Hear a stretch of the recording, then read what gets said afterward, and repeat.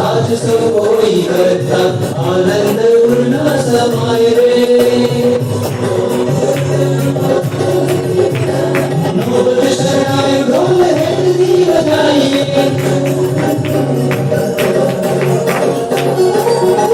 आ गया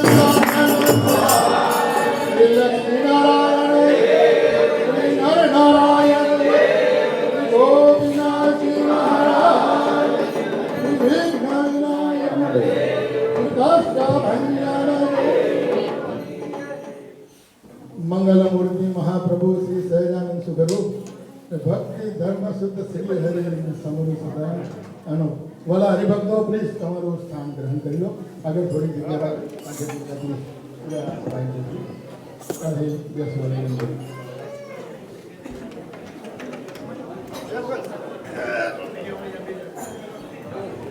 श्री स्वामीनारायण मंदिर वड़ताल धाम पिनर नगर मध्य आपका परम पवित्र दिवस परम पूज्य धर्म धुरंधर आचार्य महाराज श्री विजयराज श्री अनिल प्रसाद जी महाराज श्री परम पूज्य गादीवाड़ा मातुश्री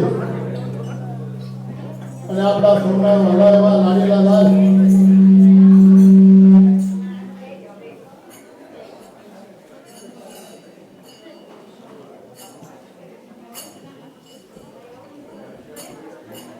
परम पूज्य धर्म धुरंधर 108 श्री भावी आचार्य श्री मुगेंद्र प्रसाद जी महाराज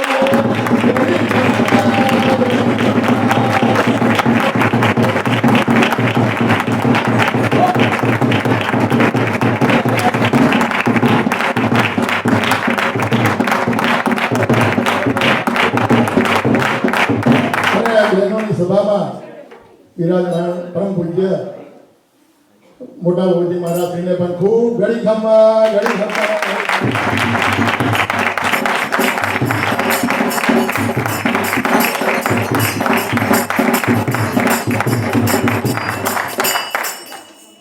જે પૂજ્ય બાપુજી દેવ દર્શન આપી રહ્યા છે મહારાજનું અપર સ્વરૂપ પરમ પૂજ્ય લાલજી મહારાજ શ્રી અને એમના જે મહારાજે વતનામૃત ગઢપુરમાં કરેલા એ વતનામૃતનો દિવ્ય લાભ આ વડતાલ ધામ ગઢપુર ધામ આજે ઝટપુતુલ્ય ખડું થયું છે અને પૂજ્ય લાલજી મહારાજ શ્રી એ વચનામૃતના અમૃત વચનોનો આપણને દિવ્ય લાભ આપશે.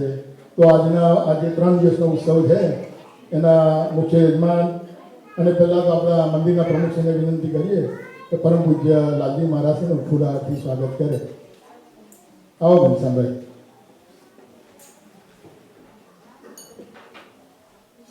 ત્યારબાદ 2 દિવસ વચનામૃત મહોત્સવ અને 1 દિવસ શાકોત્સવ, આ 3 ઉત્સવનો 3 દિવસનો ભવ્યાતિભવ્ય ઉત્સવ એના મુખ્ય યજમાન પરમ ભગવદીય ઘનશ્યામભાઈ જેઠાભાઈ પટેલ તથા અક્ષરનિવાસી મહેન્દ્રભાઈ જેઠાભાઈ પટેલ ગામ સંધાના હસ્તે ધવલભાઈ. તો જે ભક્તોના નામ બોલાય એ પણ પોથી પૂજનમાં પધારવાની વિનંતી. ધવલભાઈ સાથે બીજા આપણા યજમાન છે વચનામૃત મહોત્સવ તથા શાકોત્સવના પણ યજમાન છે ઘનશ્યામભાઈ તથા ધવલભાઈ.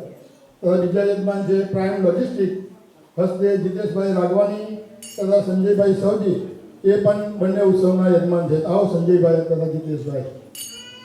અને જે નામ બોલાય છે એમના ધર્મપત્ની એ બહેનોની સભામાં પૂજ્ય ઓજી મહારાજનું પૂજન કરવા પધારે.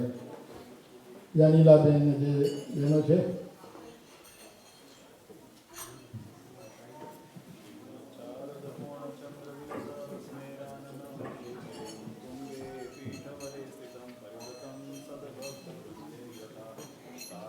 શાકોત્સવના મુખ્ય યજમાન છે નીરવભાઈ પટેલ હસ્તે લક્ષ્મીબેન પટેલ, એ પણ હાજર હોય તો પ્લીઝ પૂજ્ય લાલજી મહારાજનું પૂજન કરવા આવો. તથા લક્ષ્મીબેન એ ઓજી મહારાજનું પૂજન કરવા પધારે. શાકોત્સવના બીજા યજમાન છે પ્રેમીલાબેન કણબી તથા સહયજમાન છે પ્રવીણભાઈ પટેલ, જો હાજર હોય એ પણ પૂજનમાં પધારે. ધર્મકુળ પૂજનના યજમાન હાર્દિકભાઈ ચુનીભાઈ પટેલ, જો હાજર હોય તો પૂજ્ય લાલજી મહારાજનું પૂજનમાં પધારે. અને તેમના ધર્મપત્ની ત્યાં પૂજ્ય ઓજી મહારાજનું પૂજન કરવા પધારે. તથા બ્રિજેશભાઈ અરવિંદભાઈ સિંગાડા, જે હાજર હોય તો પૂજ્ય લાલજી મહારાજનું પૂજન કરવા પધારે. ધર્મકુળ પૂજનના યજમાન.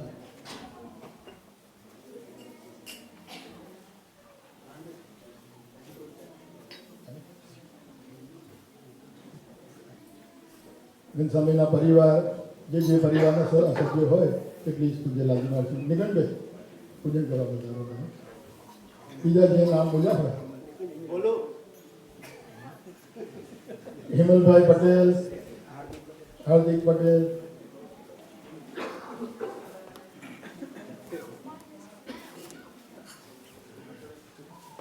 અને ઉત્સવની શરૂઆત થાય છે. કાલે રાસોત્સવ પણ છે.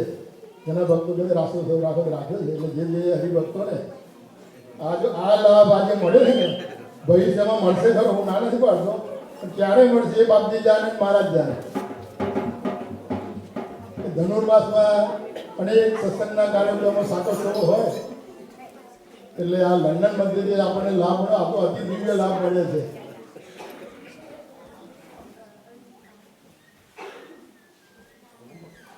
તો વાલા ભક્તો, આપણે પરમ પૂજ્ય હવે આપણે આરતી લેવાની છે. જે વક્તાઓ છે હરિભક્તો ભેગા થઈ સમૂહ આરતી આપણે ઠાકોરજીની તથા વ્યાસ પૂજનની, અને આપણે વ્યાસથી એવા આપણા પરમ પૂજ્ય લાલજી મહારાજ છે. આ લાભ ક્યાં મળે? શરૂઆત વચનામૃતની શરૂઆત અમેરિકાથી થઈ હતી. પછી ત્યાંથી આ કોરોનામાં વડતાલથી આપણી પ્રત્યક્ષ લાભ આપતા હતા. જો આજે લંડન મધ્ય પિનરધામને મધ્યે આ પ્રત્યક્ષ લાભ મળ્યો છે. તો વાલા ભક્તો સર્વે પ્લીઝ ઊભા થાવ અને ત્યાં આરતીની થાળી પ્રગટાવવા વિનંતી. સર્વે યજમાનો, સર્વે હરિભક્તો આરતીમાં જો આપણે પોતીની આરતી કરી અને પછી વચનામૃતની કથાનું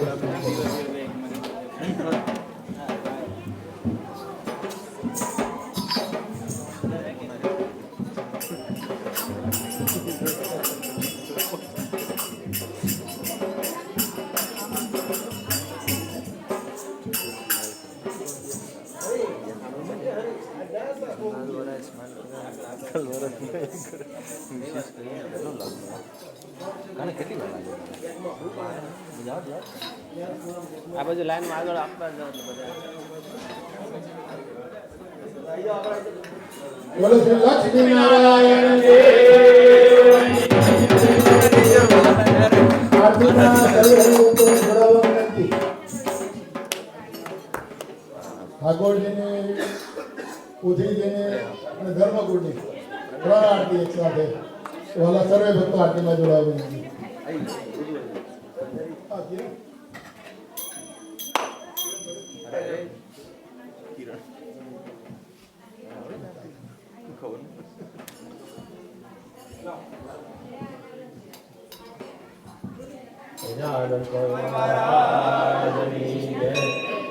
जय सदा गुरु साथी प्रभु जय सदा गुरु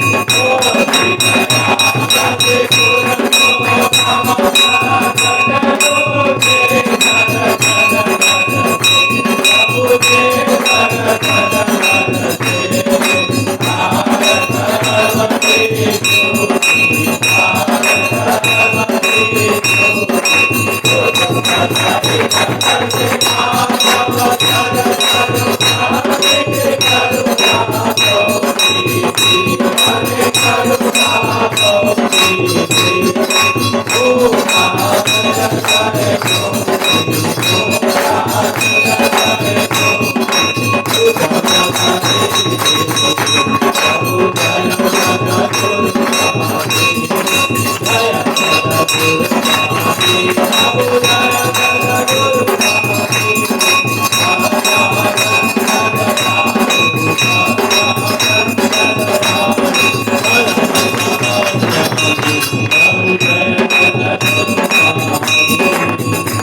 सजानंद स्वामी महाराज श्री लक्ष्मी नारायण देव श्री नर नारायण देव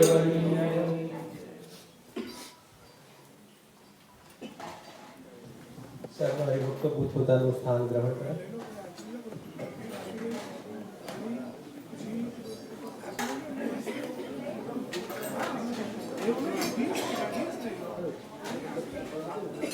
બધા પોતપોતાનું યોગ્ય સ્થાન ગ્રહણ કર્યું. હવે આપણે પરમ પૂજ્ય લાલજી મહારાજના ચરણોમાં પ્રાર્થના વિનંતી કરીએ કે આપણને મહારાજના દિવ્ય ચરિત્રો શ્રીમદ રત્નામૃત ગ્રંથ ગરુડા પ્રથમ પ્રકરણનો આમ તો બાપુજીએ 68 રત્નામૃતનો દિવ્ય લાભ આપ્યો છે અને આજે વડતાલધામ પિનર મધ્યે ગરુડા પ્રથમ પ્રકરણનો 69નું રત્નામૃતનો परम पूज्य बापूजी लाभ आपी रहा है.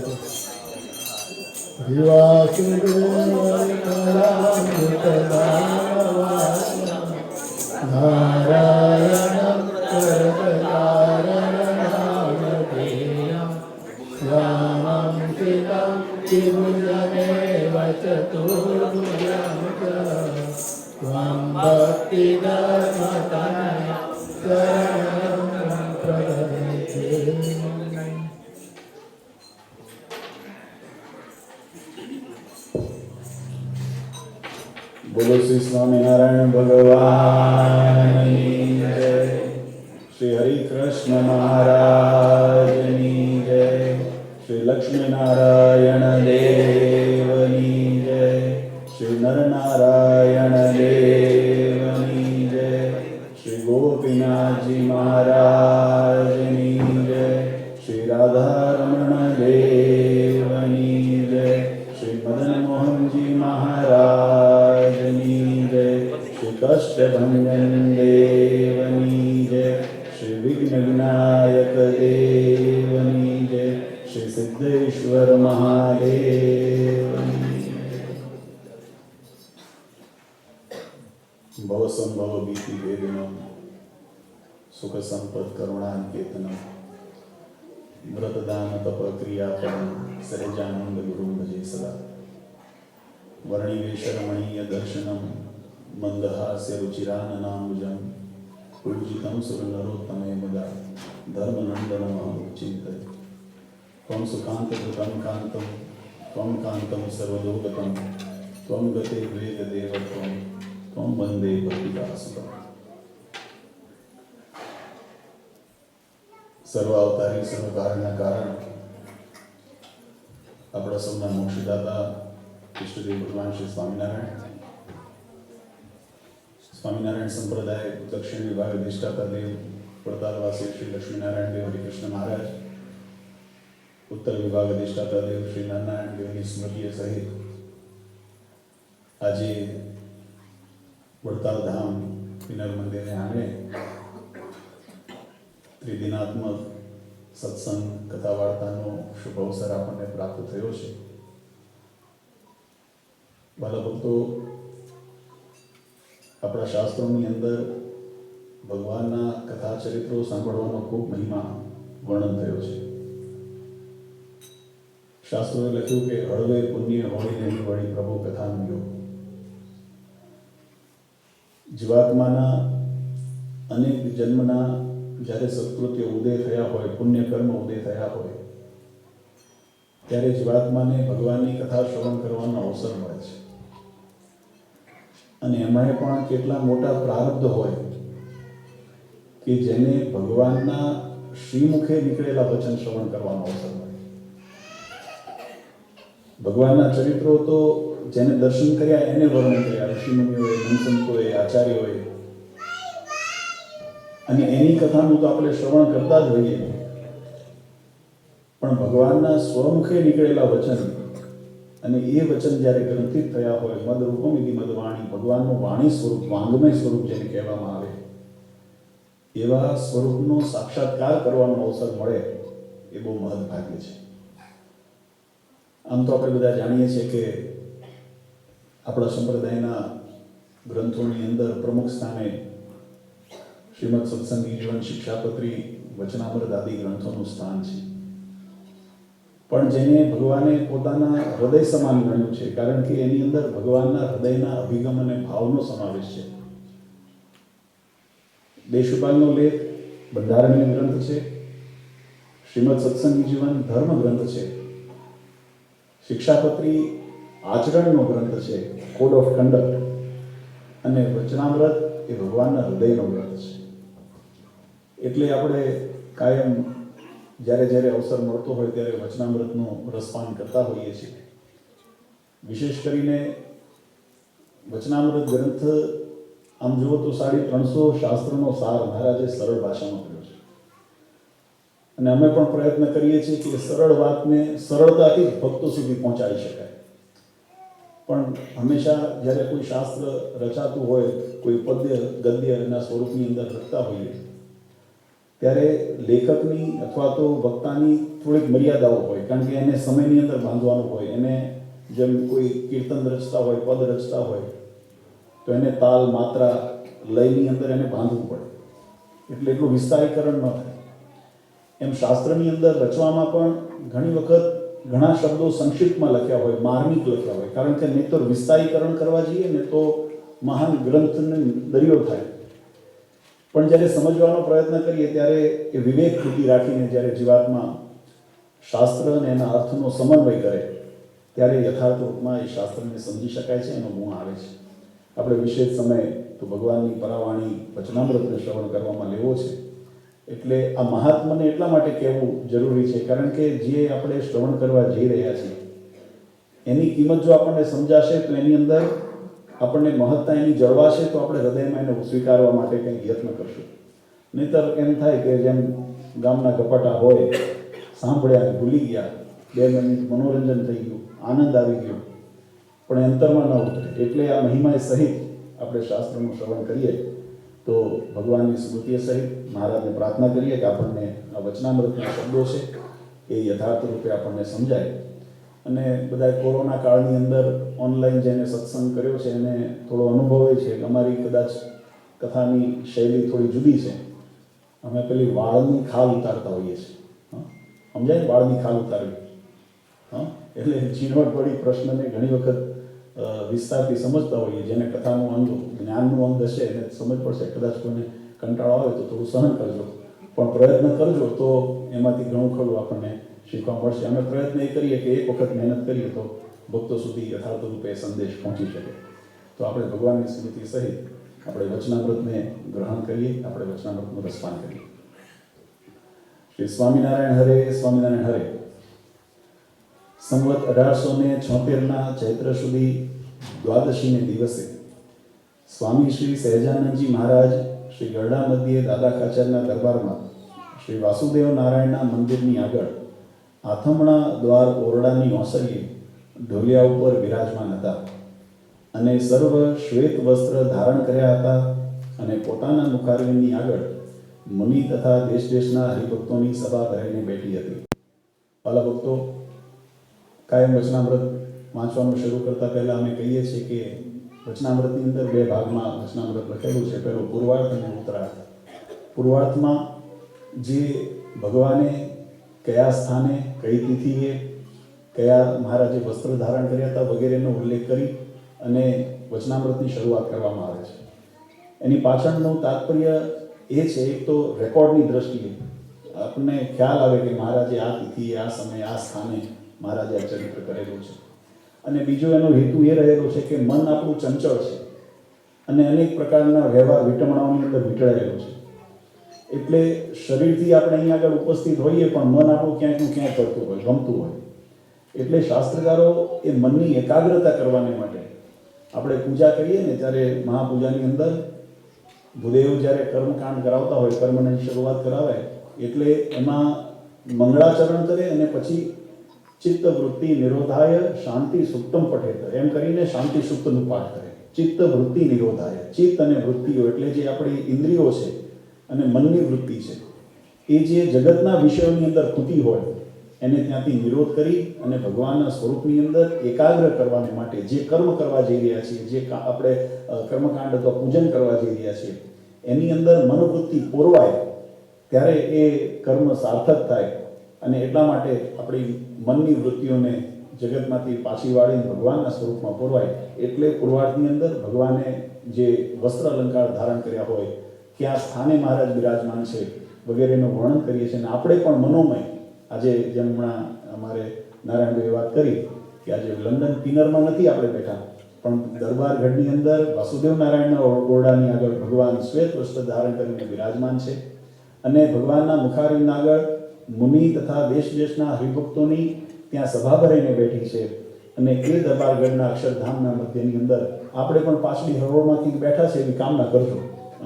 આપણે પણ એ સભાની અંદર પાછળની હરોળમાં ક્યાંક આપણો પણ નંબર લાગ્યો છે એવી કામના કરી મનને ભગવાનની મૂર્તિમાં પોરવી અને આપણે વચનામૃતનું શ્રવણ કરીએ. પછી શ્રી વાસુદેવ નારાયણની સંધ્યા આરતી થઈ રહી અને તે પછી નારાયણ ધૂન કરીને પછી શ્રીજી મહારાજ બોલ્યા. વાલા ભક્તો, મહારાજ શ્રાવણ શુદ્ધ દ્વાદશીના, ચૈત્ર શુદ્ધ દ્વાદશીના દિવસે સંધ્યાનો સમય છે અને વાસુદેવ નારાયણ ભગવાને ત્યાં જે પધરાવ્યા છે એના ઓરડાની આગળ ઓસરીમાં ભગવાન બિરાજમાન છે. સંધ્યા આરતી છે એટલે સંધ્યા આરતીનો સમય થયો છે અને આરતી પછી આપણા જે નિયમ મુજબ ભગવાનની જે ધૂન વગેરે નારાયણ ધૂન એને ત્યાં આગળ ક્રમમાં કરવામાં આવી છે. અને નારાયણ ધૂન પૂરી થયા પછી ભગવાને જે સભા હતી એને સંબોધીને પોતાની જે અંતરની ઈચ્છાઓ અથવા તો અંતરના જે ઉદ્દેશ હતા એને મહારાજે ત્યાં પ્રગટ કરવા કથાની શરૂઆત કરી છે. પછી શ્રીજી મહારાજ બોલ્યા છે, ધર્મ તે કેનું નામ છે? અહીંથી આપણો હવે કસોટીનો માર્ગ શરૂ થાય છે. હં? શાસ્ત્રોની અંદર હું ઘણી વખત કહું, બે પ્રકારના ઉત્સવ અથવા તો બે પ્રકારના પ્રસંગો આવતા હોય. લીલા ચરિત્રો, જ્યાં કેવળ ભાવ આપણે પ્રગટ કરવાનો હોય, એની લાગણીઓ અનુભવ કરવાની હોય, એના સ્પંદનો અનુભવ કરવાના હોય. અને ક્યાંક આવે જ્યાં શાસ્ત્રના મર્મ સમાયેલા હોય, કથા વાર્તાનો હેતુ અને એના જે ઉદ્દેશ છે એને ધ્યાનમાં રાખી એ કથાનું રસપાન કરીએ તો એના ઉદ્દેશ સુધી પહોંચી શકીએ. અહીંયા મહારાજ જ્ઞાન, વિજ્ઞાન અને તત્વજ્ઞાનની અહીંયા મહારાજ વાત કરે છે. વચનામૃતની અંદર માત્ર ચરિત્રો નથી, લીલા નથી, મહાત્મા નથી. આપણે 2 દિવસ પછી કાલે રાસોત્સવ છે, પરમ દિવસ શાકોત્સવ છે, તો એની અંદર ભગવાને લીલા ચરિત્ર કર્યા છે. એમાં ભગવાનના ઐશ્વર્યના દર્શન કર્યા છે. અહોભાવ જીવાત્માને થાય, ભગવાનપણાની પ્રતીતિ થાય. પણ ભગવાને જે સૈદ્ધાંતિક જે સિદ્ધાંતોનો સમાવેશ કર્યો છે એ આપણા ધર્મગ્રંથ અને આવા વચનામૃતાદી ઉપદેશ ગ્રંથની અંદર મહારાજે કરેલો છે. એટલે એનું નિરૂપણ ભગવાન અહીંયા આગળ પ્રશ્ન પૂછ્યો છે. પછી શ્રીજી મહારાજ બોલ્યા છે, ધર્મ તે કેનું નામ છે? વાલા ભક્તો, બહુ મહત્વનો પ્રશ્ન છે. આમ આપણને સરળતાથી એક વાક્યની અંદર પ્રશ્ન લાગે છે, ધર્મ કોનું નામ છે, ધર્મની વ્યાખ્યા શું? પણ આ પ્રશ્નનો પહેલા ગંભીરતા સમજો. ધર્મનું મહત્વ આપણા શાસ્ત્રોની અંદર બહુ ગાયું છે. આપણે બધાએ કાયમ એ વાત કરતા હોઈએ છીએ કે ધર્મ પાલન કરવું જોઈએ, ધર્મનું અનુસરણ કરવું જોઈએ. તો ધર્મનું એ સ્વરૂપ શું હોય? જો આપણા શાસ્ત્રોની અંદર, વેદ ઉપનિષદની અંદર બહુ સ્પષ્ટ એનો મહિમા બતાવ્યો છે. સત્યમ વદમ ધર્મમ ચરમ, તૈત્તરીય ઉપનિષદ. તૈત્તરીય ઉપનિષદની અંદર જીવાત્માએ શું કરવું જોઈએ એનો ઉદ્દેશ બતાવ્યો છે. સત્યમ વદમ, સત્યના માર્ગ પર આપણે ચાલીએ, સત્ય બોલવું અને ધર્મનું આચરણ કરવું, ધર્મચરણ. જે ધર્મનું આચરણ કરવું એ જીવાત્માનું પ્રથમ કર્તવ્ય છે. તો આ મહિમા આપણને શાસ્ત્રોએ બતાવ્યો છે. એટલું જ નહીં, ભગવાન સ્વામિનારાયણે પણ પોતાના આશ્રિતો માટે જે મોક્ષ માર્ગની પ્રાપ્તિ છે, ધર્મ, અર્થ, કામ, મોક્ષ 4 પુરુષાર્થની સિદ્ધિ આપણા શાસ્ત્રોએ બતાવી. એમાં મોક્ષ માર્ગની અંદર પ્રાપ્તિ કરાવવા માટેનો જે ભક્તિ માર્ગ છે, જે શાસ્ત્રોની અંદર ભગવાનના ધામની પ્રાપ્તિના અનેકવિધ રસ્તા બતાવ્યા, એમાં જે ભક્તિ માર્ગ છે એ ભક્તિ માર્ગની સફળતા માટે, ભક્તિ માર્ગ આપણો સાર્થક થાય, નિર્વિઘ્ન થાય, નિષ્કંટક થાય, એના માટે પણ ભગવાન સ્વામિનારાયણે શિક્ષાપત્રીની અંદર પણ આ વાત લખી, ધર્મેણ રહિતા કૃષ્ણ ભક્તિ કાર્યાન સર્વતા. ભક્તિ માર્ગ છે. ભક્તિનો મહિમા આપણા શાસ્ત્રોએ આપણે ઘણી વખત કથાના માધ્યમથી શ્રવણ કર્યો છે. પણ એ ભક્તિ માર્ગની અંદર પણ અપેક્ષિત શું છે? ભગવાન સ્વામિનારાયણ શિક્ષાપત્રીની અંદર આપણને સમજાવ્યું કે ધર્મેણ રહિતા કૃષ્ણ ભક્તિ કાર્યાન સર્વથા અજ્ઞાન નિંદા ભયાન નૈવ ત્યાજ્યામ શ્રી કૃષ્ણ સેવનમ. શિક્ષાપત્રી 39 શ્લોક આપણે રોજ પાઠ કરીએ છીએ. ભગવાન કે ભક્તિ માર્ગની પણ જો ફળીભૂતતા જો લેવી હોય, ભક્તિ માર્ગને પણ જો સાર્થક કરવો હોય, તો એના માટે ધર્મેણ રહિતા, જે ધર્મથી વિપરીત હોય એવી ભગવાનની ભક્તિનો માર્ગ હોય પણ એ ક્યારે અનુસરવો નહીં. એટલે ધર્મનો મહિમા બતાવ્યો ને, સત્યમ વદ ધર્મમ ચર. જે ધર્મનું આચરણ કરવું, તો ભક્તિ માર્ગની પુષ્ટિને અર્થે પણ ધર્મનો મહિમા બતાવ્યો. અને એટલું જ નહીં, એનાથી વિશેષ ભગવાન સ્વામિનારાયણ શિક્ષાપત્રીની અંદર ત્યાં સુધી લખ્યું, શ્રીમદ સત્સંગી જીવનની અંદર ત્યાં સુધી લખ્યું, અપી ભૂરી ફલમ ધર્મ પેતનમ ભવેદ્યદિ આચરમ તહિન્નૈવ ધર્મ સર્વાર્થદોસ્તિકા. અપી ભૂરી ફલમ, અતિ ઘણું ફળ આપનારું હોય. ફળ શેનાથી પ્રાપ્ત થાય? કર્મ દ્વારા. જીવાત્માને કર્મની પ્રાપ્તિ, ફળની પ્રાપ્તિ કર્મ સાથે સંબંધિત છે. એટલે મર્યાદા ધર્મની કેટલી હોવી જોઈએ? તો સત્સંગી જીવન શિક્ષાપત્રીની અંદર ભગવાન સ્વામિનારાયણ એમ લખે, અપી ભૂરી કર્મ, અપી ભૂરી ફલમ કર્મ, જે કર્મ દ્વારા અતિશય ઊંચું અથવા અતિશય મોટું, અતિ ભૂરી, બહુ મોટું ફળની પ્રાપ્તિ થતી હોય, પણ યદ્યપિ એ કર્મ જો ધર્મ રહિત હોય તો તેનું આચરણ ન જ કરવું, તો તેનું આચરણ ન જ કરવું. અને ધર્મ જે છે એ જ સર્વ પુરુષાર્થની સિદ્ધિ કરાવનાર છે. માટે ફળની લાલચમાં પણ, લોભમાં પણ ધર્મનો ત્યાગ ક્યારે કરવો નહીં. શિક્ષાપત્રી મહારાજે આ ધર્મનો મહિમા છે. હું એટલા માટે, આપણો પ્રશ્ન શું છે પાછો ધીમે ધીમે વચ્ચે યાદ કરાવતો રહેશે. પ્રશ્ન શું છે? ધર્મ કેનું નામ છે? આપણો પ્રશ્ન એ છે. તો ધર્મનો મહિમા પહેલા સમજવો પડશે. ધર્મનો આ પ્રશ્ન કેમ ઉદ્ભવ્યો? આ પ્રશ્ન વચનામૃતની અંદર કેમ આવ્યો? કારણ કે આપણે બધાએ સાંભળીએ છીએ ધર્મનું આચરણ કરવું, આપણે બધા એવું માનીએ છીએ કે ધર્મનું આચરણ કરવું. ઉપદેશતા પણ કથાના માધ્યમથી અનેક વખત ઉપદેશ કરે છે કે ધર્મનું પાલન કરવું જોઈએ, ધર્મનું અનુસરણ કરવું જોઈએ. તો આ ધર્મનું મહત્વ શાસ્ત્રોએ શું બતાવ્યું છે એ શાસ્ત્રના મતે આપણે જોઈએ તો જીવનનું એક મહત્વનું અંગ આચરણનું અને જીવનનું અપનાવવાનું એક મહત્વનું અંગ હોય તો એ ધર્મ છે. ત્યાં સુધી ભગવાને મર્યાદા બતાવી કે ભગવાનની ભક્તિની અંદર પણ જીવાત્માને જો અનુસરવું હોય તો એ ધર્મે સહિત ભક્તિને અનુસરવી, ધર્મ રહિત ભક્તિને અનુસરવી નહીં. આ તો ભક્તિ માર્ગની અંદર આવ્યું. પણ લૌકિક વ્યવહારની અંદર પણ અતિ ભૂરી ફળ, બહુ મોટા ફળની પ્રાપ્તિ થતી હોય, બહુ મોટી સિદ્ધિની પ્રાપ્તિ થતી હોય, બહુ મોટા માન યશ કીર્તિની પ્રાપ્તિ થતી હોય, બહુ મોટી સંપત્તિની પ્રાપ્તિ થતી હોય, યદ્યપિ એ કર્મ જો ધર્મ રહિત હોય તો મારા આશ્રિતોએ એ કર્મનો ત્યાગ કરવો. ધર્મે રહિત જેવી કર્મ હોય કે અતિ ભૂરી મોટું ફળ આપનારી હોય તો પણ એને અનુસરવું નહીં. કોણે અનુસરવું? ધર્મને અનુસરવું. એટલે મહત્વનો પ્રશ્ન આવે કે ધર્મને જો વ્યવહારિક કાર્યની અંદર પણ ધર્મનો ત્યાગ નથી કરવાનો, ભક્તિ માર્ગની અંદર પણ ધર્મનો ત્યાગ નથી કરવાનો, તો આ ધર્મને સમજવું જરૂરી છે. ધર્મને સમજવું જરૂરી છે. કારણ કે જેના માધ્યમે કરીને આ પહેલું પગથિયું છે, પાયો છે. જો પાયાની અંદર આપણે કચાશ રાખશું પછી ભક્તિ માર્ગની અંદર ગમે તેવી આપણે કદાચ પોતાની મનથી આપણે માનતા હોઈએ કે અમે ખૂબ ભગવાનનું ભજન કરીએ છીએ, ભગવાનની ભક્તિ કરીએ છીએ, વ્યવહારની અંદર કદાચ એમ માનતા હોઈએ કે અમે ઘણા મોટા સફળ કાર્યો કર્યા છે, બહુ મોટી સફળતાઓ પ્રાપ્ત કરી છે, આવું આપણે માનતા હોઈએ, પણ શાસ્ત્ર શું કહે છે કે ધર્મ રહિત હોય તો એ શુભ ફળને આપનારું નથી, એ અશુભ ફળને આપનારું છે. એનું પ્રતિપાદન શાસ્ત્રોએ કર્યું નથી. એટલા માટે ધર્મને જાણવું જરૂરી છે કે હવે કેવા કર્મ કરીએ કે જેથી કરીને વ્યવહાર કાર્યની અંદર પણ જીવાત્માને સદફળની પ્રાપ્તિ થાય અને ભક્તિ માર્ગની અંદર પણ પરમાત્માની પ્રસન્નતા અને રાજીપાની પ્રાપ્તિ થાય. એવું કયું કર્મ છે જે જીવનની અંદર આપણને ઉપયોગી થાય, તો એ કર્મની મર્યાદા જે શીખવે છે એનું નામ ધર્મ છે. અને એટલા માટે ધર્મના યથાર્થ રૂપને સમજવું જરૂરી છે. સમજાય છે ને?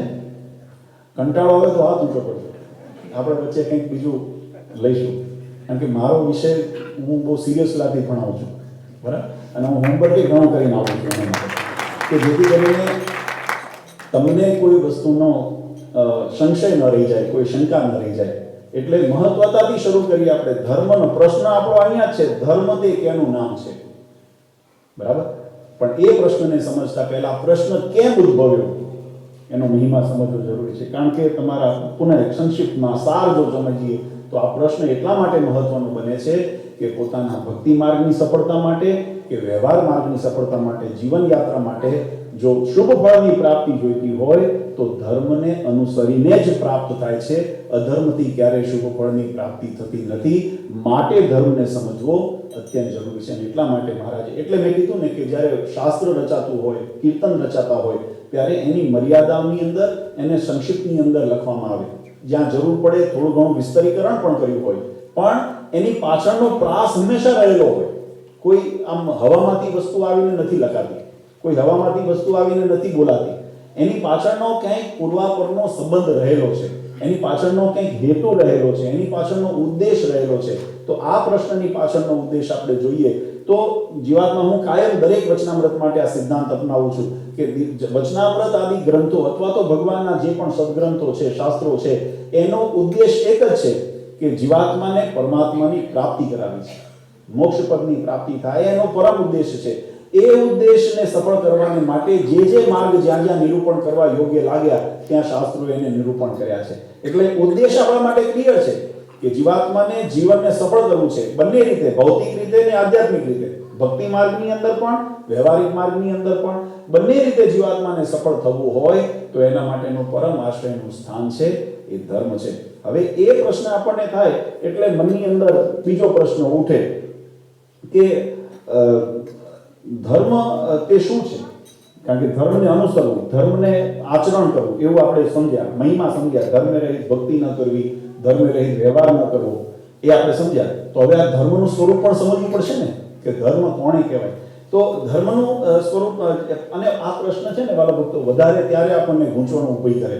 કારણ કે ઘણી વખત અર્થના અનેક અર્થ થતા હોય અને ધર્મની માર્ગ ઉપર જ્યારે વિસંગીતતા જોઈએ આપણે, ઘણા વ્યક્તિઓ પોતાના સ્વાર્થ માટે, હિત માટે ઘણી વખત ધર્મના અન્યાર્થ કરતા હોય, ઘણી વખત કપોળકલ્પિત ધર્મનું પણ પ્રતિપાદન કરતા હોય, ઘણા વ્યક્તિ સંક્ષિપ્તની અંદર સંકુચિત એનો અર્થ કરતા હોય, કોઈ એક સમુદાયને ધર્મ કહેતા હોય, કોઈ એક રીત રિવાજને ધર્મ કહેતા હોય, કોઈ એક પરંપરાને ધર્મ કહેતા હોય. દરેકની પોતપોતાની સમજણ અને વ્યાખ્યા પ્રમાણે અલગ અલગ એટલે પછી જ્યારે હવે અનેક પ્રકારના અર્થઘટન જોવા મળે ત્યારે એ અર્થઘટનની અંદર પછી સામાન્ય જીવ હોય જેને ઊંડા નથી ઉતરેલા મૂંઝાય. પહેલા આપણે મહિમા સમજ્યા, ધર્મનું આવશ્યકતા શું છે.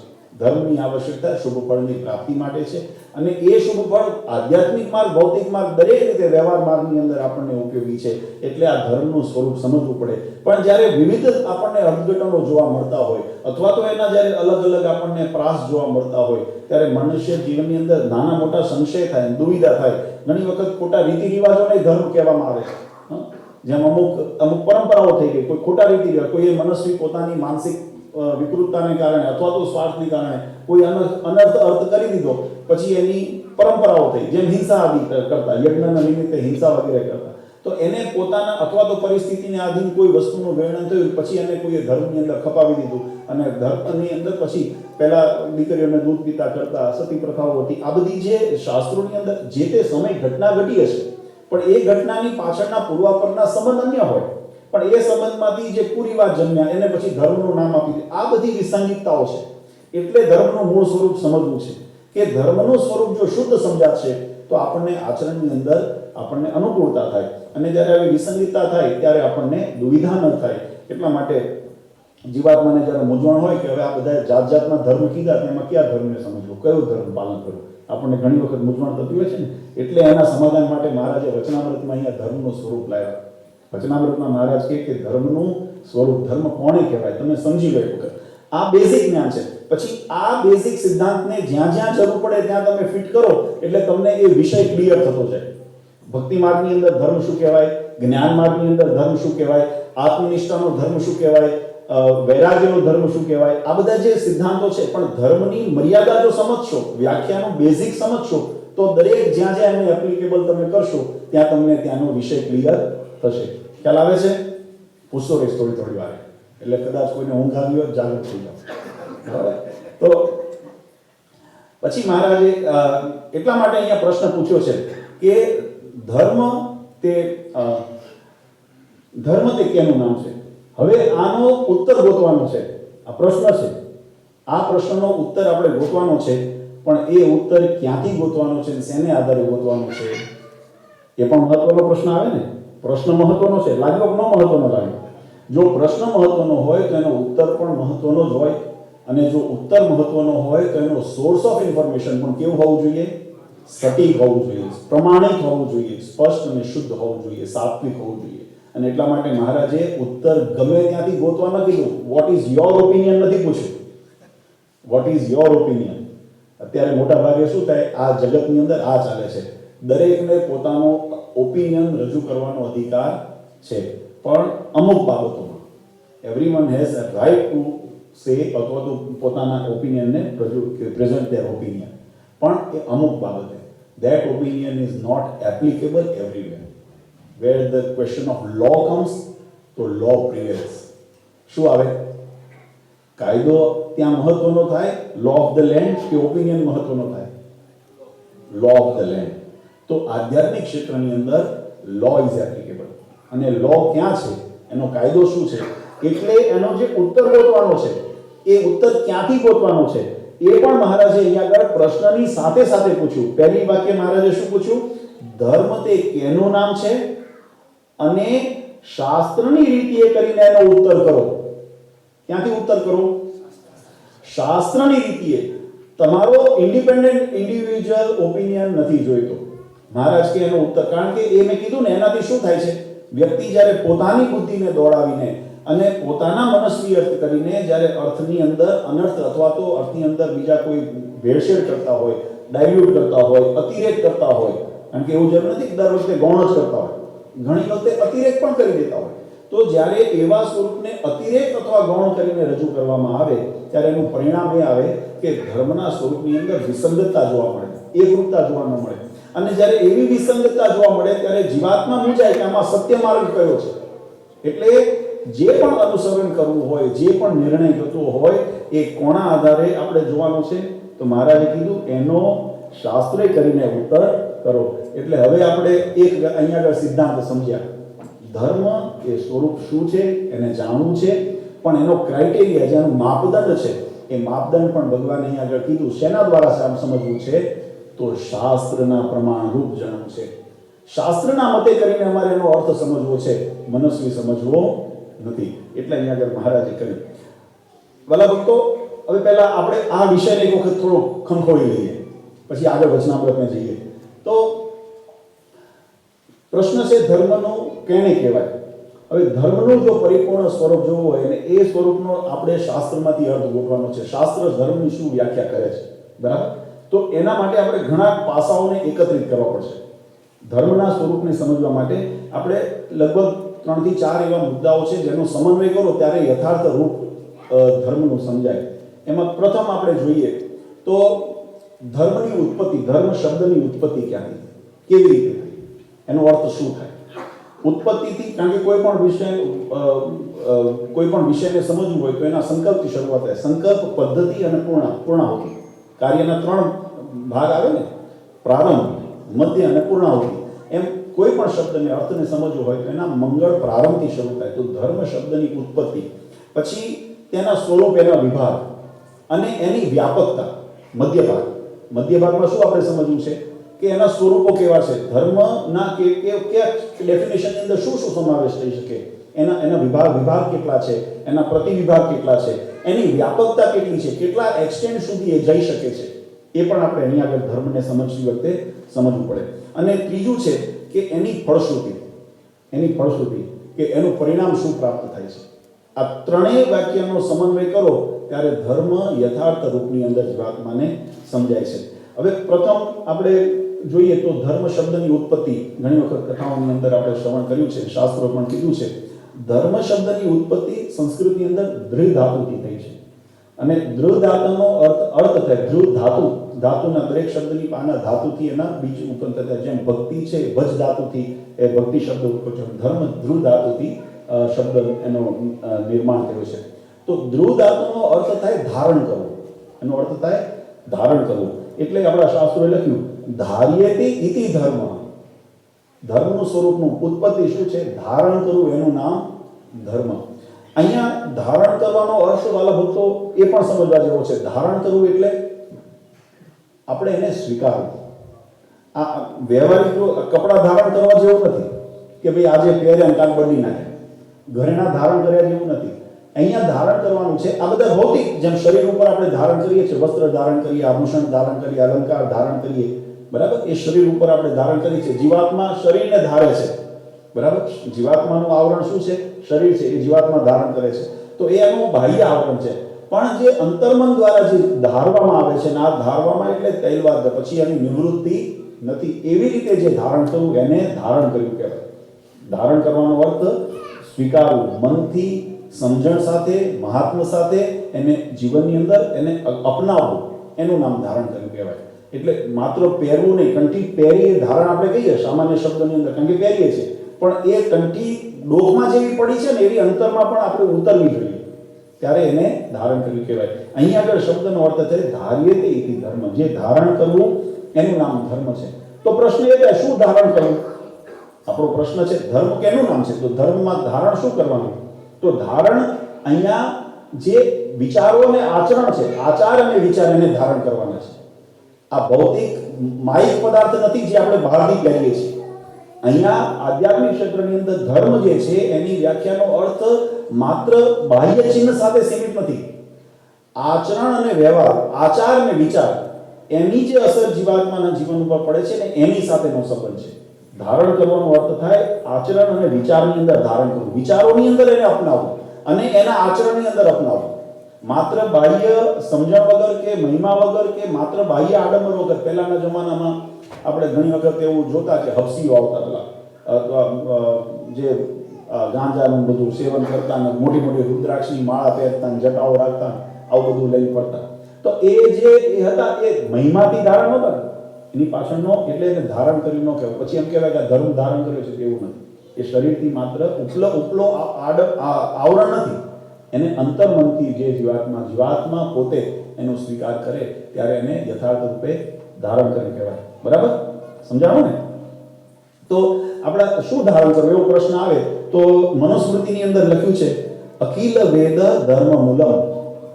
જે વેદ શાસ્ત્રો, વેદ આદિ જે શાસ્ત્રો છે એને જે પ્રતિપાદિત કરેલા એવા આચાર, વિચાર અને વ્યવહાર, એના જે શુભ કર્મ છે તેને ધર્મનું મૂળ કીધું છે. તે મૂળ ધર્મ છે. ધર્મનું સ્વરૂપ શું બતાવ્યું? ધર્મનું સ્વરૂપ શું બતાવ્યું? અહીંયા આગળ શું ધારણ કરવાનું છે? તો સત્શાસ્ત્રોએ, ભગવાન સ્વામિનારાયણે પણ શિક્ષાપત્રીની અંદર લખ્યું ધર્મ જ્ઞેયો સદાચાર શ્રુતિ સ્મૃતિ પ્રતિપાદિત. શિક્ષાપત્રીમાં પણ ભગવાને શું વ્યાખ્યા કરી? ધર્મ જ્ઞેયો સદાચાર શ્રુતિ સ્મૃતિ પ્રતિપાદિત. જે મનુસ્મૃતિની અંદર લખી અખિલ વેદ ધર્મ મૂલમ, કે જે વેદ આદિની અંદર, વેદ ઉપનિષદ શ્રુતિ સ્મૃતિઓની અંદર જે પ્રતિપાદિત કરેલો એવો સદ આચરણ, વિચાર અને વ્યવહાર, એના જે માર્ગદર્શન, એની મર્યાદાઓ, એ જે નિરૂપણ કરવામાં આવી છે એને જ ધર્મનું મૂળ છે. એ સ્વરૂપ ધર્મનું છે. જે સદાચાર આદિ, જે આચરણ, સદ આચરણ એટલે શુભ આચરણ, સદાચરણ મર્યાદિત આચરણ, અસદ આચરણ એટલે અમર્યાદિત આચરણ.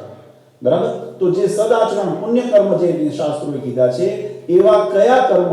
તો કે જે સત્શાસ્ત્રોએ પ્રમાણિત કર્યા હોય, એવા જે પ્રતિપાદિત કર્યા હોય એવા જે કર્મ છે એ કર્મને પોતાના જીવનની અંદર આચરણ, વિચાર અને વ્યવહારની અંદર સ્વીકારવું, ધારણ કરવું, એટલે એ ધર્મનું મૂળ સ્વરૂપ છે. પછી એના વિસ્તારને વર્ગીકરણ તરફ આપણે જઈએ, પણ પ્રથમ આપણે એનો મહિમા સમજ્યા. ધર્મ જીવનની અંદર શા માટે જરૂરી છે? કારણ કે કોઈ પણ શુભ ફળની જો પ્રાપ્તિ જીવાત્માને કરવી હોય તો એ ધર્મના આચરણ દ્વારા જ થાય છે. ધર્મ રહિત ભક્તિ પણ સફળ નથી થતી. ભગવાન શ્રી હરિએ શિક્ષાપત્રીમાં એટલે મર્યાદા કરી કે ધર્મ રહિત એવી ભગવાનની ભક્તિ પણ કરવી નહીં. અને ત્યાં સુધી લખ્યું અપી ભૂરી ફલમ, બહુ મોટા ફળની પ્રાપ્તિ થતી હોય, બહુ મોટી સિદ્ધિની પ્રાપ્તિ થતી હોય, પણ છતાંય જો ધર્મ રહિત એ કર્મ હોય તો એની અંદર જીવાત્માએ અનુસરવું નહીં. તો આ મર્યાદા અને મહિમા છે ધર્મનો. આચરણ દ્વારા જે શુભ ફળની પ્રાપ્તિ થાય છે અને એનો અર્થ સમજવા માટે ધારણ કરવાનું છે, પોતાના જીવનની અંદર અપનાવવાનું છે. તો એ અપનાવવાનું શું છે? તો જે શાસ્ત્રોએ પ્રતિપાદિત કરેલું. જો પ્રથમ જે ઉત્તરની અપેક્ષા છે ક્યાંથી છે? ઉત્તરની અપેક્ષા ક્યાંથી કરી મહારાજે? શાસ્ત્રની રીતે એનો ઉત્તર કરો. અને શાસ્ત્રોએ શું ઉત્તર કર્યો? કે શાસ્ત્રની અંદર જ જે પ્રતિપાદિત કરેલો જે સદાચાર, નિયમ, ધર્મ આદિ જે એના મર્યાદાઓ બતાવી છે એ પ્રમાણે જીવાત્મા જ્યારે અનુસરે, એનું આચરણ જીવનની અંદર સ્વીકારે, એટલે એને ધારણ કર્યું કહેવાય. એટલે ભગવાને જેમ કહ્યું કે ધર્મે જ્ઞેય સદાચાર શ્રુતિ સ્મૃતિ પ્રતિપાદિત મહાત્મ જ્ઞાન યુગભી સ્નેહો ભક્તિશ્ય માધવે.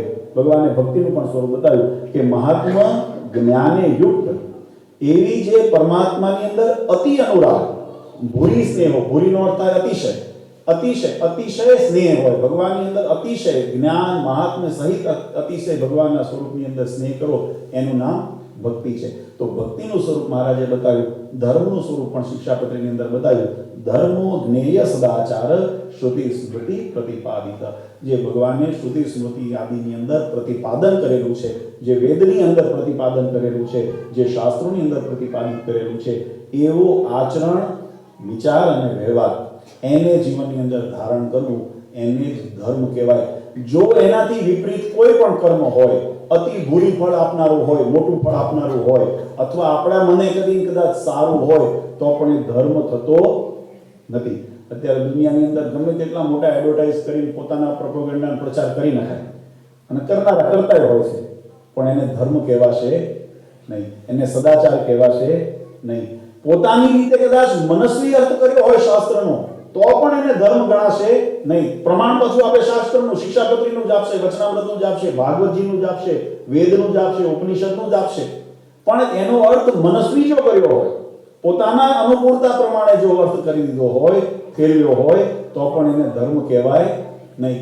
યથાર્થ સ્વરૂપની અંદર જ્યારે એનું ગ્રહણ કરો, કારણ કે તમારો અધિકાર કેવળ ધારણ કરવાનો છે, તમારો અધિકાર એને ધારણ કરવાનો છે. You have to accept it, not to modify it.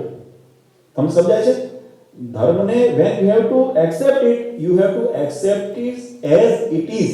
જેવું છે તેવું, યથાર્થ રૂપમાં, જેવા અર્થ સાથે છે તેવું, યથાર્થ સ્વરૂપમાં, જેવા રૂપે છે તેવું. તમને ગમે છે કે નથી ગમતું, that is his concern.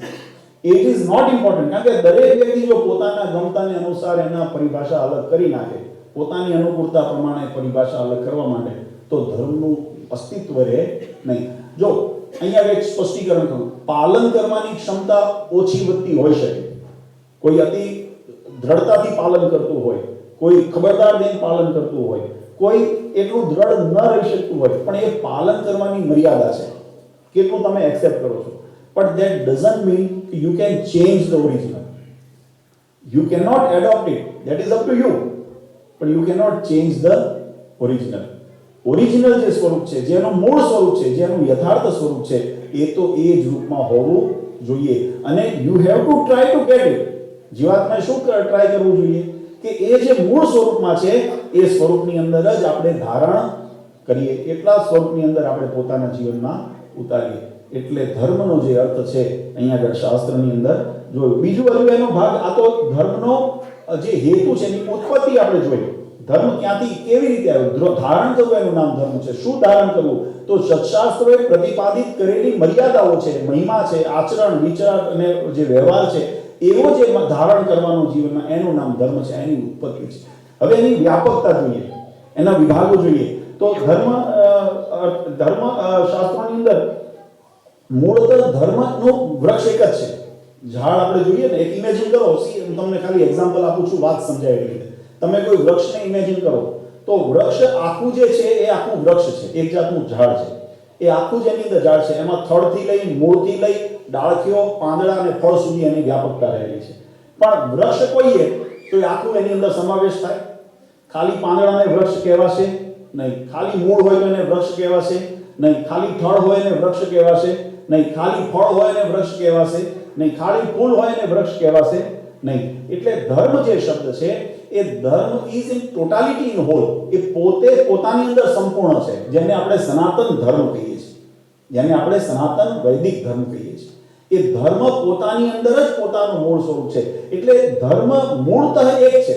આ વસ્તુ સમજો, જેને આપણે સનાતન ધર્મ કહીએ છીએ. પણ એના અનેક પ્રકારના વિભાગો, જેમ ઝાડના વૃક્ષની અંદર ડાળીઓ અનેક પ્રકારની હોય. હવે બધી એક સરખી નથી હોતી, કોઈ નાની હોય, કોઈ મોટી હોય. પાંદડાની અંદર પણ કોઈ ઘાટા હોય, કોઈ પાતળા હોય, કોઈ આછા હોય. ફળની અંદર પણ કોઈના મોટા સ્વરૂપ હોય, કોઈના નાના સ્વરૂપ હોય, કોઈનામાં બધા. પણ ગુણધર્મ બધામાં કેવા રહેલા છે? ગુણધર્મ તો એ જે વૃક્ષના ગુણધર્મ છે ને, એ જ ગુણધર્મ એ ફળમાં પણ જોવા મળશે. એ ગુણધર્મ, આંબાનું વૃક્ષ હોય તો ફળમાં શું દેખાય? આંબાનું વૃક્ષ હોય તો ફળમાં શું દેખાય? જાંબુડા આવે, શું કેરી આવે ને, ગુણધર્મ. તમે સમજ્યા? એના ગુલાબનું છોડ હોય તો એની અંદર ફૂલમાં શું દેખાય? ગુલાબ દેખાય. એમાં મોગરો ચમેલી નહીં દેખાય. હા, એના ગુણધર્મ. તો દરેક ધર્મની સનાતન જે વૈદિક પરંપરા છે એનો મૂળ ધર્મનો પાયો છે. અને કયા ધર્મ, જે આપણે કીધું સત્શાસ્ત્રો, વેદ, ઉપનિષદ, પુરાણ, શ્રુતિ, સ્મૃતિ આદિએ જે પ્રમાણિત કરેલા, શ્રીમદ સત્સંગી જીવન હોય, ભાગવત હોય, આદિ જે પણ આપણા ધાર્મિક શાસ્ત્રો છે જે પ્રમાણિત થયેલા છે, એવા શાસ્ત્રોના પ્રમાણભૂત રહેલો જે આધાર, એનું નામ ધર્મ. અને એ ધર્મને ધારણ કરવું એનું નામ ધર્મ. ધારે તે ધર્મ, એનું ધર્મ ધારણ કરવું, આ એના મહિમા છે. હવે એની વ્યાપકતા જોઈએ તો શાસ્ત્રમાં મોટા ભાગે દેહ અને બે સંબંધી આપણને ધર્મ જોવા મળે. આમ ઘણા બધા એના વિભાગો તો આપણે જોશું, કારણ કે એનો વિસ્તાર કરવા જશું તો ઘણો સમય જશે, પણ કોઈ વખત કરશું. પણ સંક્ષિપ્તમાં સમજીએ, ધર્મની વ્યાખ્યાની અંદર આપણને મહદભાગે શું શું જોવા મળે જે એની અંદર, તો એની અંદર જેમ કે બે સંબંધી આવે તો વર્ણ આશ્રમ ધર્મ આવે. વર્ણ આશ્રમ, મહારાજે 6 પ્રકારના ધર્મ બતાવ્યા સત્સંગીજીનો: વર્ણ ધર્મ, આશ્રમ ધર્મ, વર્ણાશ્રમ ધર્મ, નૈમિતિક ધર્મ, નિત્ય ધર્મ અને વિશેષ ધર્મ, આપતકાળના ધર્મ. આ બધા એના વિભાગો જોવા મળે છે કે જેના દ્વારા વ્યક્તિ પોતાના દેહ ક્રિયાની અંદર પાત્રતા, ભૌતિક યશ, સુખ વગેરેની જીવાત્માને પ્રાપ્તિ ઉપલબ્ધિ થાય. પછી આપણે જેમ મનુસ્મૃતિની અંદર ધર્મની વ્યાખ્યા કરી તો ધૃતિ, ક્ષમા, દમો, અસ્તેય, શૌચમ, ઇન્દ્રિય નિગ્રહમ, ધી, વિદ્યા, સત્યમ, ક્રોધો, દશકમ, ધર્મ લક્ષણમ. મનુસ્મૃતિની અંદર ધર્મના 10 લક્ષણ બતાવ્યા. પહેલા મહત્વનું છે જોઈએ, આ બધા આચરણ સંબંધી ધર્મ છે. વચનામૃતની અંદર એક જગ્યાએ મહારાજે એ વાત લખી છે. મહારાજ કહે કે પ્રથમ આચરણના ધર્મને શીખવા, પછી ઉપાસનાના ધર્મને શીખવા. પહેલા આચરણના ધર્મ એટલે બે પ્રકારના ધર્મ આપણને મુખ્યત્વે દેહ સંબંધી આચરણના ધર્મ જેને કહેવાય, અને બીજા આધ્યાત્મિક જે ઉપાસના સંબંધી. આ મુખ્ય એના બે વિભાગ છે. આમ મેં કીધું કે એની અંદર તમને શાખાઓ પ્રશાખાઓ ઘણી દેખાશે, એનું વિસ્તારીકરણ વ્યાપક પણ ઘણું છે. ભલે વૃક્ષ મૂળમાંથી ઉગે છે, બીજમાંથી વૃક્ષનું નિર્માણ થાય છે, પણ જ્યારે વ્યાપક થાય છે કેટલું મોટું થઈ જાય છે, મોટા વટવૃક્ષ જેવું થાય છે, મોટા એના ફળને કેટલી મોટી ઘટા એની થાય છે, એની આવરણની અંદર કેટલા પશુ પક્ષીઓની અંદર એને છાયાની અંદર આવતા હોય છે, કેટલી એની અંદર જળચર નાના જીવજંતુ એની અંદર છાયામાં આવતા હોય છે. પણ એની વ્યાપકતા તો બીજ કેટલું હતું, બીજ નાનું હતું, પણ એની વ્યાપકતા એટલી મોટી થઈ. એમ ધર્મ મૂળ સ્વરૂપ એક છે, પણ એની વ્યાપકતા એટલી વિશાળ થાય છે, એની વ્યાપકતા એટલી મોટી થાય છે, પણ એના સાથેના જોડાણ પાછા મૂળ સાથે હોય તો અલગ નીકળે પછી એ ધર્મ રહેતો નથી. એમ જે ધર્મના વૈદિક આદિક જે સિદ્ધાંતો છે, એ સિદ્ધાંતો શાસ્ત્ર સંમત જે સિદ્ધાંતો છે, એ સિદ્ધાંતોને અનુસરીને જે એની શાખાઓ પ્રશાખાઓ જે ફેલાવી વિસ્તાર થઈ, એના વિવિધ વિભાગ જોવા મળે છે. પછી એને દરેક ઋષિમુનિઓ હોય, આચાર્યો હોય કે સમાજના કોઈ અગ્રગણ્યો હોય, એને પોતપોતાની રીતે જેમ ઉપયોગી હતું એને એનું નિરૂપણ કરીને એક માળખું એનું ઊભું કર્યું, એનું સ્ટ્રક્ચર ઊભું કર્યું, અને એને પછી આપણે આચરણના ધર્મ કહીએ છીએ. એટલે એની અંદર મુખ્યત્વે જો આપણે શાસ્ત્ર પ્રમાણે જોઈએ તો ધર્મની પરિભાષાની અંદર શું આવે? ધૈર્ય, ક્ષમા, દમ, અસ્થૈર્ય, શૌચ, ઇન્દ્રિય નિગ્રહ, ધી, વિદ્યા, સત્ય, અક્રોધ, ધર્મના આ 10 લક્ષણ મનુસ્મૃતિની અંદર બતાવ્યા. એ ધૈર્યનો અર્થ શું થાય? આ વસ્તુ સમજો. ધૈર્યનો આ જે 10 લક્ષણ બતાવ્યા એની વ્યાપકતા અને એની ઉપયોગિતા સમજી. ધૈર્યનો અર્થ થાય ધૈર્યવાન રહેવું, શ્રદ્ધા રાખવી. જે વિષયની પ્રાપ્તિ માટે આપણે અહીંયા આગળ મેં કીધું આત્માના પરમાત્મા સાથેની પ્રાપ્તિના ઉદ્દેશને લઈને જ આપણે અહીંયા કથા વાર્તા કરીએ છીએ. તમને આ વ્યવહારમાં ઉપયોગી થશે તમે જો એને એપ્લાય કરશો. મેં કીધું ને, જો બેઝિક તમને એને પ્રિન્સિપલ ખબર હશે, પછી જ્યાં વિષયમાં એપ્લાય કરશો ત્યાં તમને એની અંદર એ ફિટ થશે અને કામે ઉપયોગી થશે. પણ આપણે જે મહત્વ સમજવું છે આત્મકલ્યાણને લઈ સમજવું છે, બરાબર? એટલે અત્યારે હું જે દ્રષ્ટાંત આપું, વ્યવહારિક આપું કે સામાજિક આપું, પણ તમારે ગણવાનું કેવું એને? આત્માને સંબંધિત. કારણ કે આપણો હેતુ એ છે આત્માને પરમાત્માની પ્રાપ્તિ.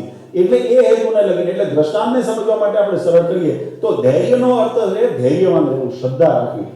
જેમ સમય, પરિસ્થિતિ અથવા તો દુઃખ, અપયશ વગેરે જ્યારે વિપરીત પરિસ્થિતિ હોય ત્યારે એવા વિપરીત પરિસ્થિતિને આધીન થઈ અને પોતાના ધર્મના સત્યના માર્ગમાંથી વિચલિત ન થવું, ધીરજ રાખવી. શું થાય? ગુણ પહેલો લક્ષણ શું છે ધર્મનો? ધીરજ, ધૈર્ય. તો ધીરજ રાખવાનો અર્થ શું થાય? કામ ન કરવું એ ધીરજ રાખી નથી. આપણે ઘણી વખત નવરા બેસી કે ધીરજ રાખો, ધીરજ એમ નથી. પણ વિપરીત પરિસ્થિતિ હોય, અનુકૂળ પ્રતિકૂળ પરિસ્થિતિ હોય. બે પ્રકારની પરિસ્થિતિ હોય ને, એક અનુકૂળ પરિસ્થિતિ હોય ને એક પ્રતિકૂળ હોય, વિપરીત પરિસ્થિતિ હોય. તો પ્રતિકૂળ પરિસ્થિતિઓ નિર્માણ થઈ હોય, જગતની અંદર યશ અપયશનો આપણને પ્રશ્ન ઉપસ્થિત થતો હોય, કઈ દેહના સુખ દુઃખનો પ્રશ્ન ઉપસ્થિત થતો હોય, ઘણી જગ્યાએ બધા વિવિધ પ્રકારના વિપરીત પરિસ્થિતિઓ નિર્માણ થતી હોય છે.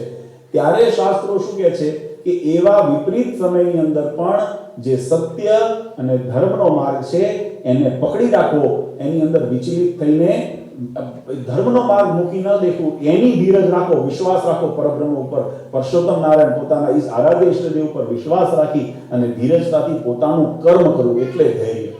ધૈર્યનો અર્થ ધીમું પડવું થતું નથી, ન કરવું એવું થતું નથી, પણ ધીરજનો અર્થ છે વિશ્વાસ રાખવો, ધૈર્ય રાખવું.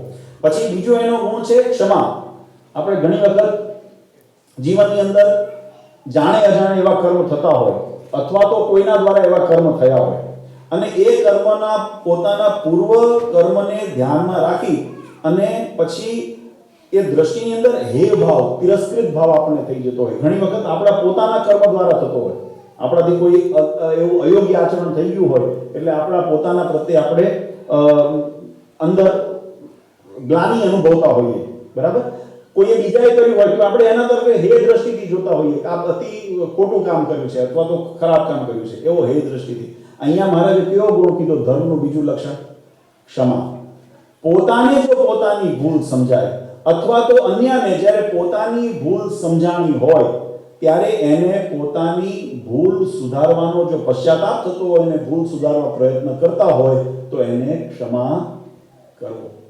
અધર્મની આગળ જો આ એટલા માટે સમજણની જરૂર છે. ક્ષમાનો અર્થ અધર્મની આગળ ઝૂકવું નથી. આ સમજો, આ સ્પષ્ટીકરણ સમજો. આપણે કહીએ કે ગમે તેવું ખોટું કરે માફ કરી દો, ગમે તેટલું અધર્મ કરે માફ કરી દો, એવો આનો અર્થ નથી. આનો અર્થ એવો નથી. ક્ષમાનો અર્થ કેમ એવો નથી? કારણ કે ગરડા પ્રથમના 18મા વચનામૃતની અંદર મહારાજે આ સ્પષ્ટીકરણ સમજાવ્યું. પ્રથમના 18માં મહારાજે શું કીધું? સત્સંગ મોર તો ગમે તેવો કુપાત્ર જીવ હોય તો તેને નિયમ ધરાવીને સત્સંગમાં લેવો. શું લખ્યું? સિદ્ધાંત બતાવ્યો મહારાજે. સત્સંગ મોર અજ્ઞાનતાવશ, પરિસ્થિતિવશ, જાણે અજાણે કોઈ એવું કર્મ થયું હોય કે જે કર્મ દ્વારા પોતાને આત્મગ્લાનિનો થતો હોય, પોતાને હે દ્રષ્ટિથી જોતો હોય, અથવા તો બીજાને જે સામે કોઈ કર્મ કરનારને હોય એના તરફે ગ્લાનિ અથવા તો હે દ્રષ્ટિ હોય, ત્યારે મહારાજે કીધું એ પૂર્વના માત્ર કરેલા કર્મ ઉપર નિર્ણય ન કરવો. જો એના હૃદયની અંદર ખરેખર પછતાવો હોય, એના હૃદયમાં સુધારવાની ઈચ્છા હોય, એના હૃદયની અંદર જો એ પોતાના ભૂલને સુધારવાની, જો ભગવાનને રાજી કરવા માટે અથવા તો કર્મને ધોવા માટે એના પ્રાયશ્ચિત વગેરે કરવાની જો એની તૈયારી હોય તો મહારાજે કીધું કે એને ક્ષમા કરીને એક તક આપી, એને એક તક અવશ્ય આપી. એટલે ક્ષમા એ ધર્મ છે, ક્ષમા ધર્મ છે, પણ એની સાથેનો વિવેક છે ક્યાં વાપરવું. હા, હવે આ વચનામૃતમાં આવું વિશ્લેષણ ન કર્યું હોય તો આપણે સમજવું પડે ને કે કોઈ અધર્મનું ઈરાદાપૂર્વક કામ કરતો હોય, વારંવાર કામ કરતો હોય તો એના માટે ક્ષમા નથી. ને પછી યમના દૂતો બધા અનએમ્પ્લોયડ થઈ જશે. હા, તમારે રિસેશન જ્યારે હોય, સ્ક્રુટિની થતી હોય ને, શું કરે ને, જ્યારે બહુ તેજી ચાલતી હોય ને ધંધાની અંદર, એટલે તમને બધા નવા જોબની અંદર બધાને રિક્રુટ કરી લે, અને પછી જ્યારે મંદી થાય એટલે શું કરે ને, બાદબાકી કરે ને, શું કહેવાય કરે ને. પછી આ બધા યમના દૂતો શું કરશું આપણે? જો ક્ષમા બધાને કરશું તો? વિવેક, ધર્મનો અર્થ વિવેક છે. એટલે મહારાજે બહુ સુંદર વાત સમજાવી. ક્ષમા ધર્મનો ગુણ છે, પણ ક્ષમાનો ઉપયોગ ક્યાં કરવો એનો વિવેક પણ આપણને શાસ્ત્રો છે. વચનામૃતના આધારે હું તો કહું છું, આમાં કે મારો મનસ્વી અર્થ નથી, પણ એવું જ હોય. નહીં તો એવું ન હોય તો અન્ય શાસ્ત્રો ખોટા પડે. પછી દુષ્કર્મનું અથવા પાપ કર્મનું જે અધર્મનું આચરણનું ફળ છે એ નિષ્ફળ થઈ જાય. જો એવો અર્થ ન કરીએ અને ક્ષમા જ જો ધર્મ હોય, ક્ષમાનો જ જો આપણે ઉપયોગ કરતા હોઈએ તો એની માટે આ જે અન્ય ધર્મ જે છે એ ખોટા થાય. એટલે ન થાય એના માટે સમન્વય કરવો પડે. મહારાજના શબ્દો અહીંયા આગળ એવું મને સમજાવે કે ગમે તેવો કુપાત્ર હોય, પૂર્વના કર્મથી કુપાત્ર હોય, પણ જો એ સત્સંગમાં આવવા ઈચ્છતો હોય તો એને નિયમ ધરાવી અને સત્સંગમાં લેવો. પણ સત્સંગમાં આવ્યા પછી જો કુપાત્રપણું રાખે તો બાઈ હોય અથવા ભાઈ હોય તેને સત્સંગની બહાર કાઢી મેળવો. જો ન કાઢે તો એનાથી ઘણું જાજુ ભૂંડું થાય. એનો અર્થ કે ક્ષમાનો જે ઈરાદો છે એ ક્ષમાનો ઈરાદો સુધારવા માટે છે, ખોટાને પ્રોત્સાહન કરવા માટે નથી, ખોટાનું પ્રતિપાદન કરવા માટે નથી. એ વિવેક સાથે અહીંયા આગળ બીજો ધર્મનો અંગ શું થયું? ક્ષમા. પહેલું શું હતું? ધૈર્ય, ક્ષમા.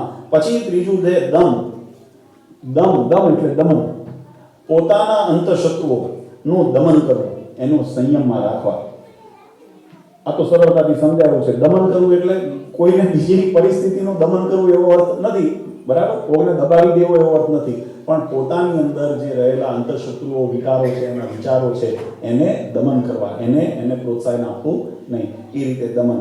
પછી અસ્તેય, ચોરી આદિ બિનઅધિકૃત તમારે હડપવાની બહુ ચેષ્ટા કરવી નહીં. જે તમારા અધિકારનું, પ્રારબ્ધનું, તમારે કર્મથી તમે જે ઉત્પાદિત કરેલું હોય એના ઉપર તમારો અધિકાર છે, જે નીતિ પ્રમાણે મળેલું હોય એ તમારા માટે ગ્રાહ્ય છે. અનીતિનું કરેલું છે તો ચોરી જ છે, બરાબર? અનીતિનું લીધું હોય, બિનઅધિકૃત લીધું હોય તે બધી ચોરી છે. તો એ ચોરી વગેરેને અધર્મ કીધો છે. નીતિ પ્રમાણે, પ્રમાણિકતાથી તમારા જે અધિકારનું હોય અને એ રીતે નિયમને અનુસરીને તમે જો લેતા હો તો એને કરવું. એટલે અસ્તેય, ચોરી આદિનો ત્યાગ કરવો. શૌચ એનો અર્થ થાય શુદ્ધિ. શૌચનો અર્થ થાય શુદ્ધિ. પોતાના શરીર, ઇન્દ્રિયો, મન, એની અંદર જે મળરૂપી વિકાર છે, વિકારનું સ્વરૂપ બીજું શું છે? મળ. જેવું આપણે શરીરની અંદર મળ ત્યાગ કરીએ ને, એને પણ શૌચ કહેવામાં આવે છે. એને પણ શૌચ વિધિ કહેવામાં આવે છે. કેમ? કે એની અંદર મળનો ત્યાગ કરીએ છીએ. જે વિકાર છે, જે ખોટું છે, ખરાબ છે, એનો આપણે ત્યાગ કરીએ છીએ. એમ સૂતક આદિ હોય ત્યારે પણ આપણે આ શૌચ વગેરે પાલન કરતા હોઈએ છીએ. ત્યારે પણ અપવિત્રતાનો ત્યાગ કરવામાં આવે છે. અપવિત્રતા, જે અશુદ્ધિ થઈ હોય એનો ત્યાગ કરવામાં આવે છે, એનું પાલન કરવામાં આવે છે. એટલે અહીંયા આગળ ધર્મને, શૌચને ધર્મ બતાવ્યો. શૌચ એટલે શુદ્ધિ. શૌચ એટલે શુદ્ધિકરણ કરવું, જે મલિન એવા વિચારો, વિકારો અથવા તો મન, બુદ્ધિ, ઇન્દ્રિયો ઉપર જે એના અસરો હોય એનાથી પોતાને નિવૃત્ત કરવા. ઇન્દ્રિયોને નિવૃત્ત કરી. ઇન્દ્રિયોનું કાર્ય છે, ઇન્દ્રિયોનો આહાર છે વિષય, અને વિષયની અંદર કોઈ અપવિત્ર આહાર થયો હોય તો એની નિવૃત્તિ કરવી, એ આથી શૌચ થયું. ખાલી શૌચ એટલે શરીરના ત્યાગ નહીં, મનની અંદર પણ સંકલ્પ વિકલ્પના મલિન વિકારો રૂપી મળ થતા હોય છે. તો એ મનના વિકારોને ટાળન કરવા, એના મનના વિકારોના મળથી મુક્ત થવું, એનું નામ શૌચ. એને પણ શાસ્ત્રોએ ધર્મ કીધો છે. પછી ઇન્દ્રિય નિગ્રહ, પોતાની ઇન્દ્રિયો છે એને વિષયાધીન પોતે સ્વતંત્ર રીતે ભટકવા ન દેવી, ઇન્દ્રિયને નિગ્રહ કરવી, ઇન્દ્રિયોને સંયમમાં રાખવી. હંમેશા અમે વચનામૃતની અંદર મહારાજ કીધું કે આત્મા છે ને સત્તા સ્વરૂપ છે અને ઇન્દ્રિયોનું દેશ રાજ્ય છે. તો જેમ રાજાની હકુમત પોતાના રાજ્ય ઉપર ચાલતી હોય એમ જીવાત્માની હકુમત પોતાની ઇન્દ્રિયો પર ચાલવી જોઈએ. ઇન્દ્રિયોનું કામ છે કરવું, કાર્ય કરવું, વિષયની અંદર પ્રવેશવું, પણ કયા વિષયમાં પ્રવેશવું એ નિર્ણય કોણ કરે છે? એ આત્મા કરે છે. ઇન્દ્રિયોને સ્વતંત્રતા નથી. આંખને ગમે છે એટલે જોવું જરૂરી નથી. આપણે વિચાર કરવો જોઈએ. બુદ્ધિ ભગવાને આપણને આપી છે, સંકલ્પ કરવા મન આપ્યું છે, એને વિચાર કરવો જોઈએ કે આ જોવાથી મારું હિત છે કે અહિત છે, મને મનની અંદર વિકાર પ્રવેશે છે કે ગુણ પ્રવેશે છે. કારણ કે જેવું દ્રષ્ટિ આહાર લેશે એ અંતરમાં ઉતરશે, જેવા કાને શબ્દો પડશે એ અંતરમાં ઉતરશે. તો ઇન્દ્રિયો છે દ્વાર છે, ઇન્દ્રિયો વિષયને હૃદયમાં પ્રવેશવાનું દ્વાર છે. તો જેવા વિષયનો યોગ ઇન્દ્રિયો કરશે એવા વિષય હૃદયમાં ઉતરશે. પછી આપણો જે જીવ આત્મા છે એ મલિન થાય છે કે શુદ્ધ થાય છે એ એના ખોરાક ઉપર આધારિત થઈ જશે. હવે જો ઇન્દ્રિયો સ્વતંત્ર રીતે વર્તતી હોય, જો ઇન્દ્રિય પોતાની સ્વતંત્ર બુદ્ધિથી ચાલતો હતો તો એને આપણે નિયંત્રણમાં ન રાખી હોય તો વિવેક રાખ્યા વગર, શુદ્ધ અશુદ્ધનો સમજણ વગર ગમે તેવો આહાર ભોગવશે. અને જેવો આહાર ભોગવશે, અને જગતમાં વધારે આપણે જુઓ તો માયાનું બધું માયિક વધારે છે. આમાં સાત્વિક તો આપણને બહુ ઓછું જોવા મળે. એ આવા નૈમિષારણ્ય તુલ્ય ક્ષેત્રમાં આવીએ ત્યારે મનના વિચારો અહીંયા આગળ શુદ્ધ થાય. વ્યવહારની અંદર તમે કોઈ મોલમાં કે રેસ્ટોરન્ટમાં કે કોઈ પબમાં કે કોઈ ક્લબમાં જઈને ઉભા રહો, ત્યાં વિચારોની શુદ્ધિ રહેતી નથી. એટલે નૈમિષારણ્ય તુલ્ય ક્ષેત્રનો જ્યારે યોગ થાય ત્યારે મનની અંદર સારા વિચારો હોય. પણ ઝાઝા ભાગે આપણને યોગ કયો છે? વ્યવહારનો છે. બિઝનેસની અંદર, નોકરીની અંદર, સ્કૂલની અંદર, બીજા વ્યવહારની અંદર, બસની અંદર, ટ્રેનની અંદર, જે સાધનો હોય એમાં મોટા ભાગે આપણને વિષયનો ખોરાક કયો મળે છે? તો કે માયિક અને ભૌતિક વિકાસનો ખોરાક મળે છે. અને જીવાત્મા એને જ્યારે ભોગવવા ટેવાઈ જાય છે એટલે એને આધીન થઈ જાય છે. એટલા માટે શાસ્ત્રોએ કીધું કે એ ઇન્દ્રિયોને નિગ્રહ કરો, ઇન્દ્રિયોને નિયંત્રણમાં લેવું, ઇન્દ્રિયોને ગમે ત્યાં સ્વતંત્ર રીતે ભટકવા દેવું નહીં. મહારાજે તો મનને નિયંત્રણ લેવાનું કીધું છે. મહારાજ કે મનના ઘોડાને બે લગામ ન રહેવા દેવા, ગમે ત્યાં ભટકે, ગમે ત્યાં મન થાય. કંઈક આપણે પ્રભાવશાળી જોઈ જઈએ એટલે તરત મન ત્યાં જાય, જોવે નહીં કે આપણી નિષ્ઠાનું શું થશે. બહુ સારું કંઈક દેખાવ થતો હોય ને એટલે મન ત્યાં લલચાઈ જવા માટે, કે ભાઈ હવે આવડું મોટું ને આવડું વિશાળ થાય છે, હાલો આપણે ડોક્યું કરી આવીએ. એમાં એ ન જોવે કે આપણી નિષ્ઠા ક્યાં જશે, આપણી ઉપાસના ક્યાં જશે, આપણી સિદ્ધાંત ક્યાં જશે, આપણો ભગવાનનો રાજીપો ક્યાં જશે. એ પછી વિવેક રાખતો નથી. કેમ એવું થયું? જ્ઞાન નથી એવું નથી, પણ ઇન્દ્રિયોનો ગુલામ છે, એટલે મનનો ગુલામ છે. એટલે જીવ સ્વતંત્ર સ્વતઃ બ્રહ્મ સ્થિતિને અથવા તો આત્મનિષ્ઠા દ્રઢ નથી, એટલે ભગવાનની સ્વરૂપ નિષ્ઠા દ્રઢ નથી. એટલે એ સંકલ્પ થવાનું કારણ પોતાની કમજોરી છે. ઇન્દ્રિયોનો ગુલામ છે માટે ઇન્દ્રિય ભટકે છે. ઇન્દ્રિયોને વશ નથી કરી એટલે ઇન્દ્રિયો વિષયમાં આકર્ષાય છે. ઇન્દ્રિયો આકર્ષાય છે એટલે એની પાછળ મને આકર્ષાય છે. મન આકર્ષાય છે એટલે બુદ્ધિનું શું કામ છે? બુદ્ધિનું કામ છે નિયંત્રણ કરવું, એને સમજવું, સદિશયનો વિવેક. પણ બુદ્ધિ શું કરે છે? મનને આધીન થઈ ગઈ એટલે મનને ગમે એ બુદ્ધિ પછી એને અનુરૂપ તર્ક કરે છે. બુદ્ધિએ શું કરવું જોઈએ? ઇવેલ્યુએશન કરીએ ને આપણે બે વસ્તુની સરખામણી, તો બંને પાસાને તટસ્થતાથી વિચારીને તમારા માટે હિત અને અહિતનો વિવેક કરીને વિચાર કરીને નિર્ણય કરવો જોઈએ. એ બુદ્ધિનું કામ છે. પણ બુદ્ધિ જ્યારે ગુલામ હોય ત્યારે શું થાય? બુદ્ધિ જ્યારે ગુલામ હોય ત્યારે બુદ્ધિ પછી મનને ગમતો અર્થ કરવા માંડે. પછી રસ્તા એવા ગોતે, પછી રસ્તા કેવા ગોતે કે જે મનને અને ઇન્દ્રિયોને સફળ અથવા તો એને સંતોષ કરતા હોય ને એવા પછી તર્કો કરે. હવે આવો દેશકાળ હતો ને એટલે અમારે આવું કરવું પડ્યું, અમારે આવો વ્યવહાર હતો ને એટલે અમારે જવું પડ્યું. એ બુદ્ધિ ક્યાંથી આવી? અજ્ઞાન નથી, મૂર્ખતા નથી, બુદ્ધિનો વિકાર છે. શું છે? બુદ્ધિનો વિકાર છે. એટલે માટે કીધું કે ઇન્દ્રિયોનો આ એક ગુણ છે. ધર્મના આ બધા અંગો છે. જો આ બધા આચરણના ધર્મ બતાવું છું, બરાબર, કે ઇન્દ્રિયોનો નિગ્રહ કરવો. એટલે પછી ધી એટલે બુદ્ધિ, ધી એટલે બુદ્ધિ. જેમ હમણાં કીધું ને ઇન્દ્રિયોનો સંબંધ ક્યાંની સાથે છે? બુદ્ધિની સાથે છે. ઇન્દ્રિયોનું બુદ્ધિનું કામ શું છે? નિર્ણય તમને સાચી એડવાઇસ કરવી.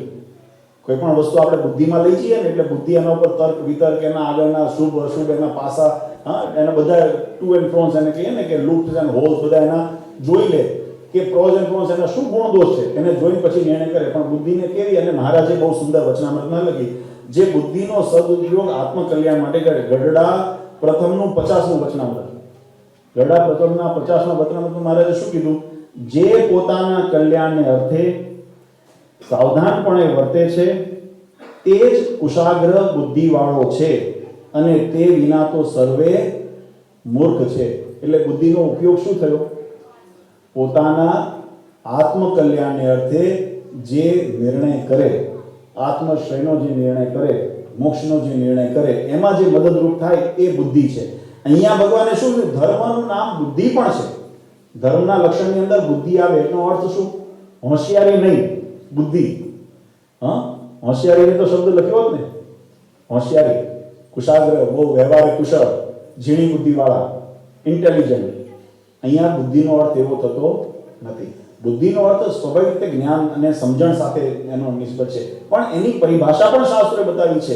કલ્યાણને અર્થે, પોતાના મોક્ષને અર્થે, એટલે જે આત્મકલ્યાણ કરવાને માટે જે સાવધાનપણે વર્તે એને કુશાગ્ર બુદ્ધિવાળો કહીએ. મહારાજ કે જે આત્મકલ્યાણના માર્ગની અંદર તમને પ્રતિપાદિત અથવા તો એનું માર્ગદર્શન કરે એ જે સદબુદ્ધિ છે એ જ બુદ્ધિ છે, બાકી દુષ્બુદ્ધિ છે. બાકી મહારાજ કેમ બુદ્ધિ પણ ગણતા નથી, મૂર્ખ ગણીએ છીએ. એટલે અહીંયા આગળ જે ધર્મનું લક્ષણ હતું કયું? ધૃતિ સમા દમો સ્થેયમ શૌચમ ઇન્દ્રિય નિગ્રહમ ધી વિદ્યા. પહેલા ધી એટલે બુદ્ધિ. બુદ્ધિનો અર્થ થાય કે સદા પોતાના કલ્યાણને અર્થે જે આપણને ઉપયોગી થાય એવી જે સદવિવેકી જે બુદ્ધિ છે એને બુદ્ધિ. અને વિદ્યા, વિદ્યાનો અર્થ પણ જનરલ નોલેજ જેવું નથી હોવું જોઈએ. જો હું ફરી કહું છું, હું તમને આ જ્યારે દ્રષ્ટાંત આપું, you can apply to the world also, worldly લાઈફની અંદર પણ યુ કેન એપ્લાય, પણ my perception is of the Vachanamrut is to connect you with the lord. તમને ભગવાન સાથેનો સંબંધ દ્રઢ કરાવવો છે. એટલે હું અર્થની અંદર આપણે જે વચનામૃતમાં જે શાસ્ત્રમાં અથવા તો કોઈ પણ શાસ્ત્રની અંદર એનો ઉદ્દેશ્ય આત્મકલ્યાણનો છે. કારણ કે બુદ્ધિનું કામ શું છે? બુદ્ધિનું કામ શું છે? આત્મકલ્યાણને માટે પ્રેરિત કરે, એનો નિર્ણય કરે કે આત્મકલ્યાણ માટે જરૂરી છે, એનું નામ બુદ્ધિ. એટલે આપણે આપણી હોશિયારી નથી બતાવતા. આપણે બુદ્ધિ જો હોય તો ભગવાનના કયામાં વર્તવાની જેને બુદ્ધિ છે એને જ બુદ્ધિ છે.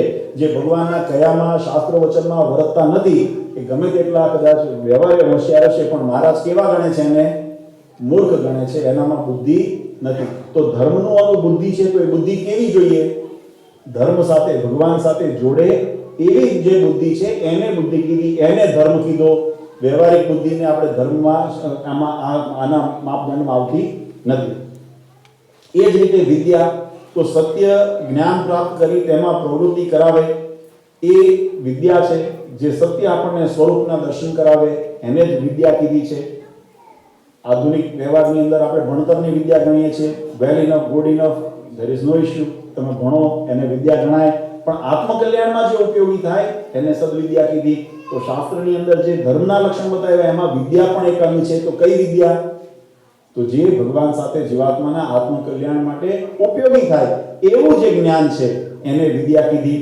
અને એ જ રીતે સત્યનો માર્ગ, જે આપણે પહેલા ઉપનિષદમાં જોયું, સત્યમ વદ ધર્મચર, તો સત્ય બોલવું એ પણ ધર્મનું જ એક લક્ષણ છે. સત્યનો માર્ગ હંમેશા અનુસરવો, અસત્યના માર્ગ ઉપર ક્યારે જવું નહીં. અક્રોધ, અક્રોધનો અર્થ થાય ક્રોધ રહિત. ક્રોધ એટલે મનનો વિકાર એક જાતનો છે, અંતઃશત્રુ છે.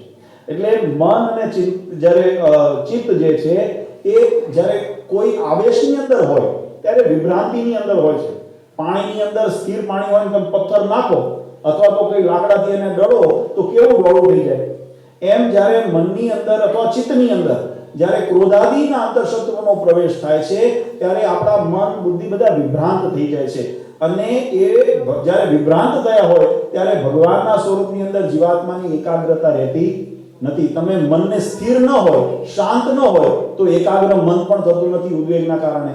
એટલે ધર્મને શું કીધું કે સત્યમ અક્રોધ રહેવો. અક્રોધ એટલે ક્રોધ આદિ જે અંતઃશત્રુ છે, કામ, ક્રોધ, લોભ, વિષય આદિ જે પણ એના શત્રુઓ છે એના દ્વારા જ્યારે મનની જે વિભ્રાંતિઓ છે એ વિભ્રાંતિઓને ન થાય એના માટેના સાવધાન રાખી અને એની અંદર એનો એવા પરિસ્થિતિનો ત્યાગ કરવો, મનને શાંત અને સ્થિર રાખવું, મનને ચિત્તને શાંત અને સ્થિર રાખવું. કારણ કે જો શાંત અને સ્થિર હશે તો વસ્તુ તમે જે સાંભળશો એ તમારા અંતર્મન સુધી પહોંચશે, તમે જે દર્શન કરશો એ તમારા અંતર્મન સુધી પહોંચશે. વિભ્રાંતિની અંદર કોઈ પણ વાત સાંભળી હશે, ઉદ્વેગની અંદર કોઈ પણ વાત સાંભળી હશે, ઉદ્વેગની અંદર આવીને ભગવાનના દર્શન કર્યા હશે તો અંતરમાં મૂર્તિ આવશે નહીં. એટલે અક્રોધ આવી જે ગુણો છે, આ જે 10 લક્ષણ છે, શેના લક્ષણ છે? આ મનુસ્મૃતિના આધારે ધર્મના આ 10 લક્ષણ છે. હજુ એની વ્યાપકતા વિશાળતા જોઈએ તો જેમ વર્ણ વગેરેના ધર્મ બતાવ્યા, બ્રાહ્મણ, ક્ષત્રિય, વૈશ્ય, શૂદ્રના વિશેષ ધર્મ બતાવતા હોય છે. પછી જેમ રાજા હોય તો રાજાનું કર્તવ્ય છે પ્રજાનું પાલન કરવું, એનો રાજધર્મ છે. માવતરની સેવા કરવી, મૂંગા પશુઓની સેવા કરવી, રાષ્ટ્રની સેવા કરવી, આ બધા ધર્મના પરિભાગ છે. આ ધર્મના સ્વરૂપની અંદર આવે છે, પણ એના મર્યાદાઓ છે. એક ડાળખી ઉપર છે અમુક વસ્તુ છે, અમુક ડાળખી ઉપર અમુક વસ્તુ છે, પણ એઝ એન હોલ ધર્મ શું છે? એના પ્રિન્સિપલી ધર્મ શું છે? જે વૃક્ષના રૂપની અંદર સમગ્રનો સમન્વય થવો એ ધર્મ છે. એની અંદર એટલા માટે જે સદાચાર આદિ જે સત્શાસ્ત્રોએ પ્રતિપાદન કરેલું છે એના દ્વારા જે નિર્મિત થયેલો છે ધર્મ મર્યાદા છે. આ ધર્મનું મૂળ સ્વરૂપ છે. એટલે આ બધા વ્યસન ન કરો, વ્યભિચાર ન કરો વગેરે આપણને અલગ અલગ પ્રકારના એની વ્યાપકતા અને વિભાગો ધર્મના જોવા મળે છે. પણ હવે એક ત્રીજો મુદ્દો મહત્વનો છે. આપણે કેટલા વાગ્યા સુધી જોયું છે? કેટલા વાગ્યા સુધી? ઓકે, 10-15 મિનિટ લઈએ પછી આપણે. ઓકે, આ વિષય પૂરો કરી દઈએ. હજુ તો પહેલો પ્રશ્ન છે, ધર્મ કેનું નામ છે? હજુ તો ધર્મ કેનું નામ છે એના ઉપર જ છીએ આપણે. એના તમે પણ જો રસ પડે છે ને, ન સમજ પડે તો કહેજો, મારી ભાષામાં થોડું પરિવર્તન કરો, પણ બને ત્યાં સુધી. તો આપણે પહેલું ઉત્પત્તિ જોઈ, પછી આપણે એની વ્યાપકતા જોઈ, બરાબર. હવે એને ફળશ્રુતિના માપથી પણ આપણે સમજીએ. ફળશ્રુતિ શું છે? ધર્મના કર્મની ફળશ્રુતિ શું થાય? આ બધા જે સદાચાર 10 આદિ લક્ષણો બતાવ્યા, આના ઉપરાંત આપણને બધા શિક્ષાપત્રીની અંદર પણ મહારાજે આપણને ઘણા બધા ધર્મ આપણને બતાવ્યા છે. અહિંસા વગેરે ધર્મ બતાવ્યો છે, મદિરા માંસનું ભક્ષણ ન કરવું વગેરે ધર્મ બતાવ્યા છે. આ બધી એની વ્યાપકતા છે, એનો વિસ્તારીકરણ છે. પણ એનો મૂળ હેતુ સત્શાસ્ત્રોએ પ્રતિપાદિત કરેલો સદાચાર એ દુરાચારમાં આવે છે, એટલે એને અધર્મ કીધો, જે આ લક્ષણ છે મૂળ, બરાબર. તો ધર્મનું એક કાર્ય એ છે કે ફળશ્રુતિ નો થાય કે આત્મ સંબંધી જીવાત્માના શ્રેયની પ્રાપ્તિ છે. આત્મકલ્યાણનો ધર્મ છે. જેમ કણાદ મુનિએ એક બહુ સુંદર સિદ્ધાંત બતાવ્યો છે, યતો અભ્યુદયમ નિશ્ચયસમ સિદ્ધિ સધર્મ. કણાદ મુનિએ શું કીધું છે કે યતો અભ્યુદયમ નિશ્ચયસ સિદ્ધિ સધર્મ.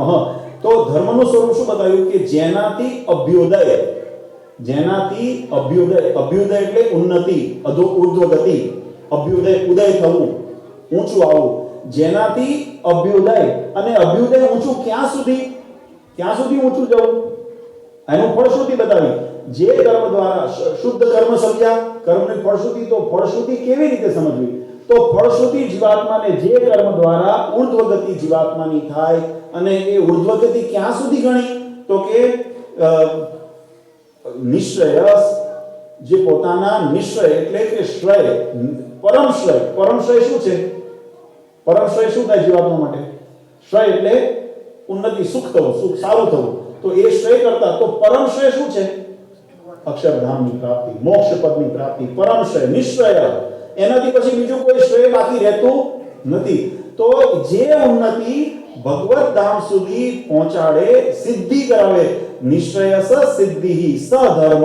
જે આચરણ દ્વારા જીવાત્માને પરમ ગીતિનો નિશ્ચયસ સિદ્ધિની પ્રાપ્તિ કરાવે એ ધર્મ છે, એની ફળશ્રુતિ છે. ફળશ્રુતિ શું બતાવી? આ વ્યવહારિક માટે છે જ નહીં. વ્યવહારિક આવાંતરની અંદર ભગવાનના રાજીપાથી પ્રાપ્ત થશે, પણ ઉદ્દેશ શું છે? કે જે જીવાત્માના જે કર્મ દ્વારા જે યતો અભ્યુદયમ નિશ્ચયસ સિદ્ધિ સધર્મ, જે જીવાત્માને પોતાની અભ્યુદય કરાવે, આત્માને ઉન્નતિના માર્ગ ઉપર લઈ જાય. અને આ ઉન્નતિ ક્યાં સુધી? તો કે નિશ્ચયસ સિદ્ધિ, જે પોતાના નિશ્ચય પરમ શ્રેયની સિદ્ધિ કરાવે, એવી જે પદની પ્રાપ્તિ કરાવે, એનું નામ એ ધર્મ છે, સધર્મ. આ કયો ધર્મ થયો? આત્મકલ્યાણનો ધર્મ. જે ભગવાન કૃષ્ણે કીધું ને, સર્વ ધર્માન પરિત્યજ્ય મામેકમ શરણમૃતમ, શરણાગતિનો ધર્મ. આ કયો ધર્મ થયો? શરણાગતિનો. પહેલા આપણે જોયો કયો ધર્મ જોયો? આચરણનો ધર્મ. વર્ણ આશ્રમ નિમિત્ત આદિ ને બધા જે ધર્મ આપણે જોયા, શૌચ અશૌચના જે 10 લક્ષણો જોયા, સત્યમ, અહિંસા, અક્રોધ વગેરે જે આપણે લક્ષણ જોયા, આ બધા કયા ધર્મ હતા? આચરણના ધર્મ. બે સંબંધી જે આચરણના ધર્મ, એનાથી શું પ્રાપ્તિ થાય? પાત્રતાની પ્રાપ્તિ થાય. એનાથી પાત્રતા પ્રાપ્ત થાય. અને એવા પાત્રતાથી જ્યારે જીવાત્મા શુદ્ધ થાય, પવિત્ર થાય, ઇન્દ્રિયો, મન, બુદ્ધિ વગેરે જ્યારે શુદ્ધ થાય, ત્યારે પરબ્રહ્મની અંદર જીવાત્મા એકાગ્ર થઈ શકે. અને એ જ્યારે એવા નિષ્પાપ થઈને જીવાત્મા જ્યારે ભગવાનના સ્વરૂપની અંદર, શરણની અંદર જ્યારે જાય, ત્યારે શરણાગતિનો ધર્મ થયો. એને મોક્ષ ધર્મ કીધો, એને ઉપાસનાનો ધર્મ કીધો. આ શાસ્ત્રના વચન પ્રમાણે. એટલે જે શયની પ્રાપ્તિ કરાવે, એટલે આ ધર્મશાસ્ત્રને બંને ભાવનું પ્રતિપાદન કર્યું. આપણે અહીંયા પ્રશ્નને ફાળો એક વખત પાછો જોઈ લઈએ. પ્રશ્ન શું છે? ધર્મ તે કેનું નામ છે અને એનો શાસ્ત્રે કરીને ઉત્તર કરો. ભગવાને બહુ સુંદર પ્રશ્ન પૂછ્યો. આપણે બહુ વિસ્તારથી ધર્મ સમજ્યા. ધર્મ કેનું નામ છે? તો ધર્મના ઉત્પત્તિથી લઈ એની વિશાળતા